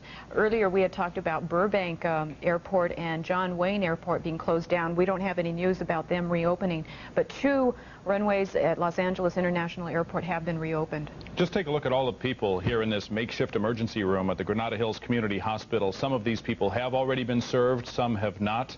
Some suffering from cuts, others not knowing exactly what the extent of their problem might be.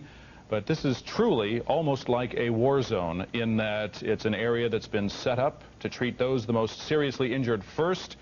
The phrase is called triage, sorting out the worst and dealing with them in the beginning and letting those with lesser injuries wait a while longer. But this is an area filled with people, all from the north edge of the San Fernando Valley where this morning's earthquake occurred, who have come in to look for some sort of help. Let's go now to Conan Nolan, who is, I think, standing by right now at Caltech. And Conan, are you with us? Yes, certainly am, Carla. We just received a briefing from Dr. Jim Morey of the USGS, and this is what we know so far, that we understand there have been 5 aftershocks greater than 4.0 on the Richter scale and at least 2 greater than 5. More shaking, of course, expected. There have been scores of aftershocks, many of them so slight you didn't even know them, others about 3.0 and below that, and still a few more, at least 4.0 on the Richter scale, and we're expecting aftershocks in the range of 5.5 at some point today, tomorrow. The possibility of large aftershocks, of course, diminishing as time passes. They're still trying to determine exactly which fault this was, but it appears it was an unknown thrust fault, kind of, they call it a blind fault, which is tangent to the Santa Monica fault below the San Fernando Valley. It had an east-west direction and a vertical motion, so the area that was affected was spread out by the fact that this fault, instead of going from the epicenter straight up to the surface, actually went at an angle, and therefore there was a far greater amount of motion that affected the San Fernando Valley from the stretch of the 10-mile radius of the fault that it appears so far. They're calling this a pretty common seismic sequence following the earthquake. Does not appear we're in for a major, it does not appear, I should say, that this was a foreshock to a major quake. Let me ask you, Dr. Morey, so far...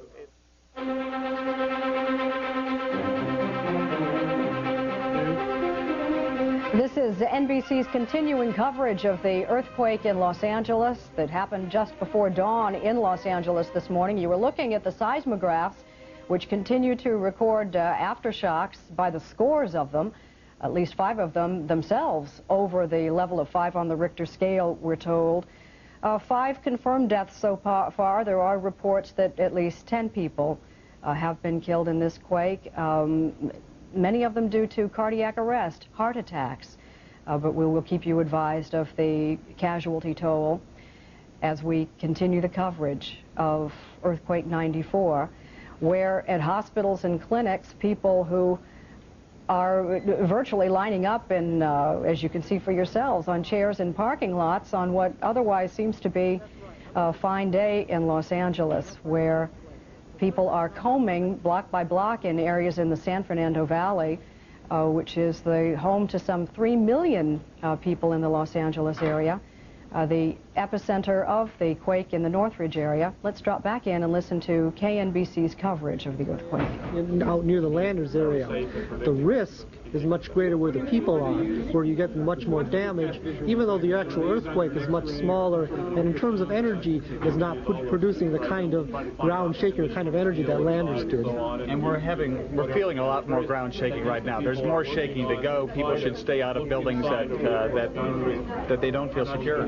That's right. The reason we're feeling more is simply because we're very close. I mean, most people in LA are only 10, 20 miles away from this earthquake, while they were about 100 miles away from Landers. And so since you're very close, you're feeling all the tiny little aftershocks that are really occurring at quite a high rate right now.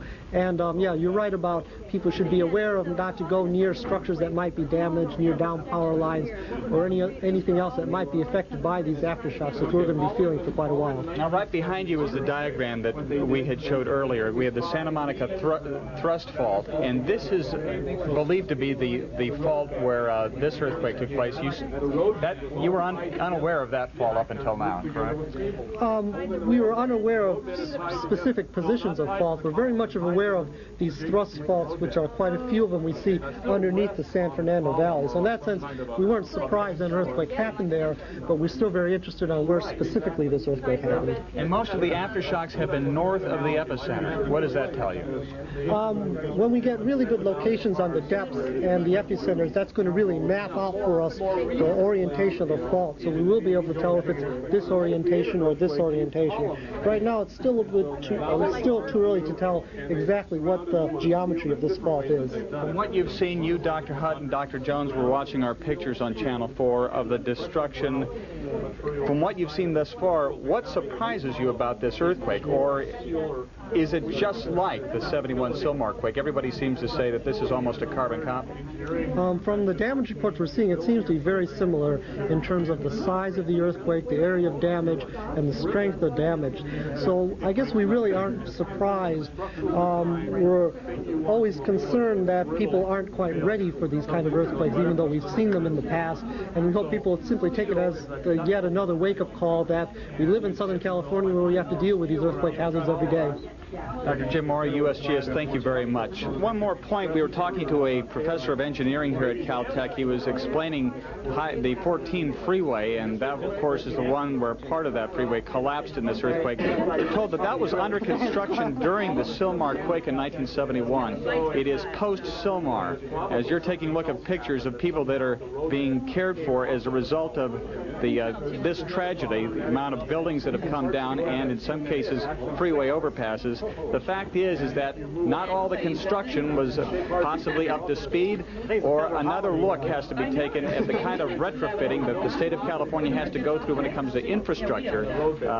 They hopefully will learn more as a result of this earthquake, but we've got a long way to go before Southern California will ever be earthquake-proof, if that time ever does come. Conan Nolan reporting live from Caltech. Let's go back up to the newsroom with Chuck and Colleen.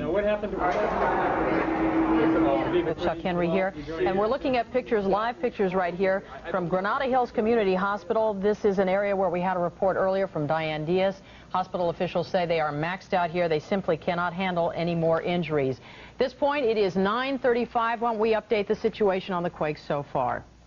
We have 10 deaths. This is unconfirmed, but 10 deaths, 5 occurring at the apartment complex that we were looking at. Federal help is on the way. We've had a state of emergency declared by the mayor, Mayor Reardon, as well as Governor Wilson, and you just heard from President Clinton. We have a number of freeways that have collapsed. At least 3 freeways are down. Power and phone services out in many areas, and so far they're estimating it's between 30 and 50 homes, and we can tell you we've seen many more than that damaged or destroyed. Again, back on live pictures of Granada Hills Community Hospital. Certainly one of the most immediate areas right now, one of the hardest hit areas is in Northridge.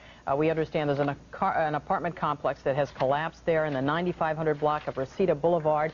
We have crews on the scene. We'll continue to update you on that situation. But we understand that's one area where at least 5 people were trapped and died inside the building. There's a 14-year-old boy who's said to be trapped right now, and firefighters are efforting his rescue. And Governor Wilson is said to be on his way at this hour down here to Los Angeles. We also have a piece of videotape, and perhaps we can go to that now, that was shot earlier this morning. It was a tape shot by movie director Bob Logan, who lives in the Studio City area. 3 houses on Buena Park Drive collapsed on the hill above him, southeast of Laurel Canyon, Ventura Boulevard. This tape, as you can see, that's a Mercedes that's just hanging over the edge right there. A lot of rubble. He also told us 4 people were injured, including a woman who was trapped, but no one was seriously injured. And later, when we went to a live shot about 30 minutes ago, the car had already gone over the edge and was sitting in the rubble, which was once someone's home. Okay, as we mentioned earlier, Diane Diaz is at Granada Hills Community Hospital. Let's go to her for the very latest. Diane? The update here is that this hospital is right in the thick of things. It is being heavily overburdened right now because other hospitals in the area are closed. To get the latest information, I'm going to ask Kathy Dahlstrom of the hospital here to give us what it is that this hospital is dealing with right now and what you need here. We're dealing with a lot of traumas, right now we're closed to internal disaster. We need as many nurses and we need a lot of surgeons. As many can come in, please come in. We need you right now. We need your help. So you're asking people, other medical professionals, nurses, doctors, surgeons, to come in and volunteer their time and help out in the crisis situation here at Granada Hills Community Hospital? Hospitals are closed. Holy Cross Hospital is closed and Northridge is closed. So we're the only available hospital in the area. It was really hard hit, so we really need to have them come in. As many personnel as possible. A lot of nurses, too. We need nurses and we need doctors. We need hospital personnel to help out. One of the other hospital administrators told me earlier that you're not able to help any more people with severe injuries, that they're being diverted elsewhere. Where are they going? What should we tell them? I don't know that yet. I haven't got an update on that yet. The situation here at Granada Hills, then, is simply to bring in as many medical professionals as possible? Right, because we're up and running right now, but we need the personnel to help out. Okay, thank you very much, Kathy Dahlstrom of Granada Hills Community Hospital. All you have to do is take a look around me, take a look at this triage area outside of the emergency room at Granada Hills Community Hospital in Washington, to see how many people are actually waiting for treatment. In Washington? Most of the people you see waiting outside here have relatively minor injuries. They've been cut by flying glass. They have had things fall on them. We've seen broken legs, dislocated. We're going to step away from the scene at the Granada Hills Hospital for a briefing in Washington from FEMA Director James Lee Witt.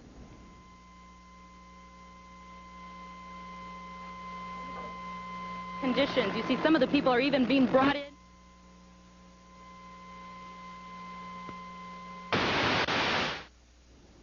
Obviously, we're having difficulty audio problems with that feed from the FEMA director, FEMA being the Federal Emergency Management Agency that will be responsible for getting the federal aid that President Clinton spoke about. We'll try it again. For housing, whatever we may have to do to fill the resource that the state does not have. Can you describe the extent of damage in terms of financial numbers? It's a little early. Now. No, not yet. Can you describe what the functions are? Mr. Witt, at 2 o'clock this afternoon, and why does it take a day to process this kind of request? The process will be faxed to us here, and then we will take it over to the White House directly. First of all, you have to see what you need. Individual assistance, public assistance. Of course, we all know that's probably will be the case in this disaster.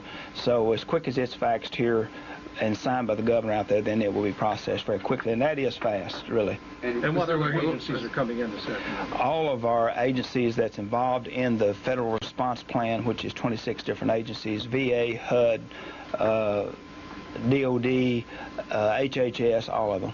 Can you describe what those teams are made up of? You mentioned search and rescue and the communications back and the disaster medical teams? Yes. So 3 different. Can you tell what the components are of those, what they mean? The search and rescue teams consist of about 56 people on each team. The disaster medical teams vary anywhere from 10 to whatever we need for medical assistance. And then do they have equipment like the search and rescue? Yes, they have equipment, yes. And where are they dispatched from? Various spots around the country? Yes, we have different ones in different areas. We have, as I said, we have 8 search and rescue teams in California. The other teams may come from Las Vegas and Utah, Phoenix, whatever area is closest. What sort of you have 8? You mean there are 8 state teams already working? Yes. 4 will be federalized teams in addition to that? To support those teams, yes. Is that what you think the big problem is out there in terms of what manpower can help to collapse buildings and rescuing people? So could you explain? As we get the assessment from the state and the mayor of Los Angeles and their people, then we will see what other resources they may need. It may be they need something else besides the search teams and DMAT teams, so we'll be assessing that. But in terms of what one sends to an earthquake hit area, search teams like this, you send them without knowing they're needed for a reason. What is that? Well, we know we have collapsed buildings. So you know you're going to need some possibly search and rescue teams. You know we have some injuries, so you know you may need some medical teams in there to support the local medical. So what we're doing, we're trying to go ahead and pre-position some people in there in case the resources are needed. Have you been made aware of any other cabinet situation? How long will it take before they get involved? I didn't get your first. What is the military going to do in this situation? We know that the 6th Army is supposed to assess these kind of disasters. People are still angry about how long it took for them to get involved with Hurricane Andrew. How long will it take before they get involved in this situation? As quick as the state and the city advise us of what other resources they need, we will be activating those resources very quickly. We will not wait. What other before they get involved? It will only take for us to task them as soon as we know what needs are there. What other cabinet agencies are going to be involved? You said HHS and HUD. What other cabinet officials are going with you, and when are they going to be? Secretary Cisneros will be leaving about 3 o'clock for housing. Secretary Pena is in the process of leaving as well. And whatever agency we need for the resource. Mr. Witt, what is your preliminary assessment? Is this as bad as the San Francisco earthquake? I don't know yet. It's pretty bad. That's all I can say. All right, thank y'all. I've got the generators? Sir? Where are the generators? Are they also scattered around? Or? We have some in California. We have some in the Midwest. So whatever we need to do to get them there, we will. Thank y'all.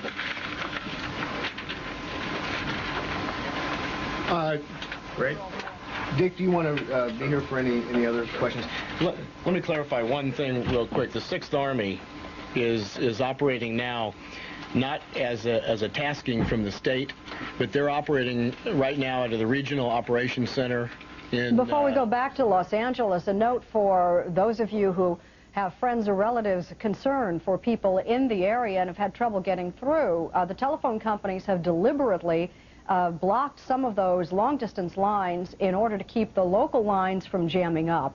So an inconvenience for people who are concerned, but obviously the priority is to keep local communication lines going for the search and rescue operation now ongoing. Let's go back now to KNBC as we follow their continuing coverage of the earthquake of '94. And looking, checking to see if anyone could be trapped inside.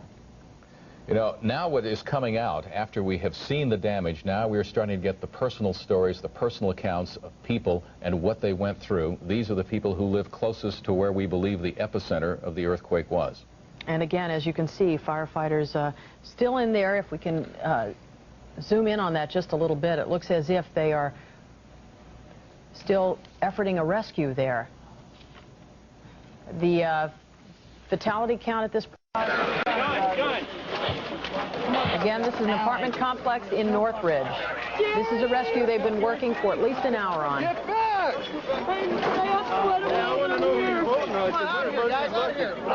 Back up. Okay, let's go. We got to get out of here at the paramedics. Come on now. Back up. Gangway. Hey, all right, you guys. Let's get the paramedics room to work, okay?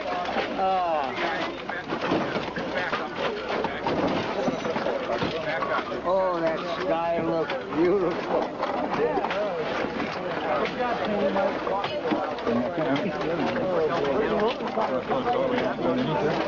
Again, we had heard reports this morning there were possibly 2 to 3 people trapped in this building. One of them was said to be a 14-year-old boy, but obviously this is an older gentleman who has been pulled out. The bedroom. The bedroom in the same apartment, though, right? Yes. Right on the other end here. He's right by that window. Got it? Jerry! Yeah. It's me, Jennifer. I'm here. Remember, this man has been under that rubble since about, what, 4:30 this morning? 4:30 this morning. 4:30 this morning, and it's now 9:46. This is a live shot from the area.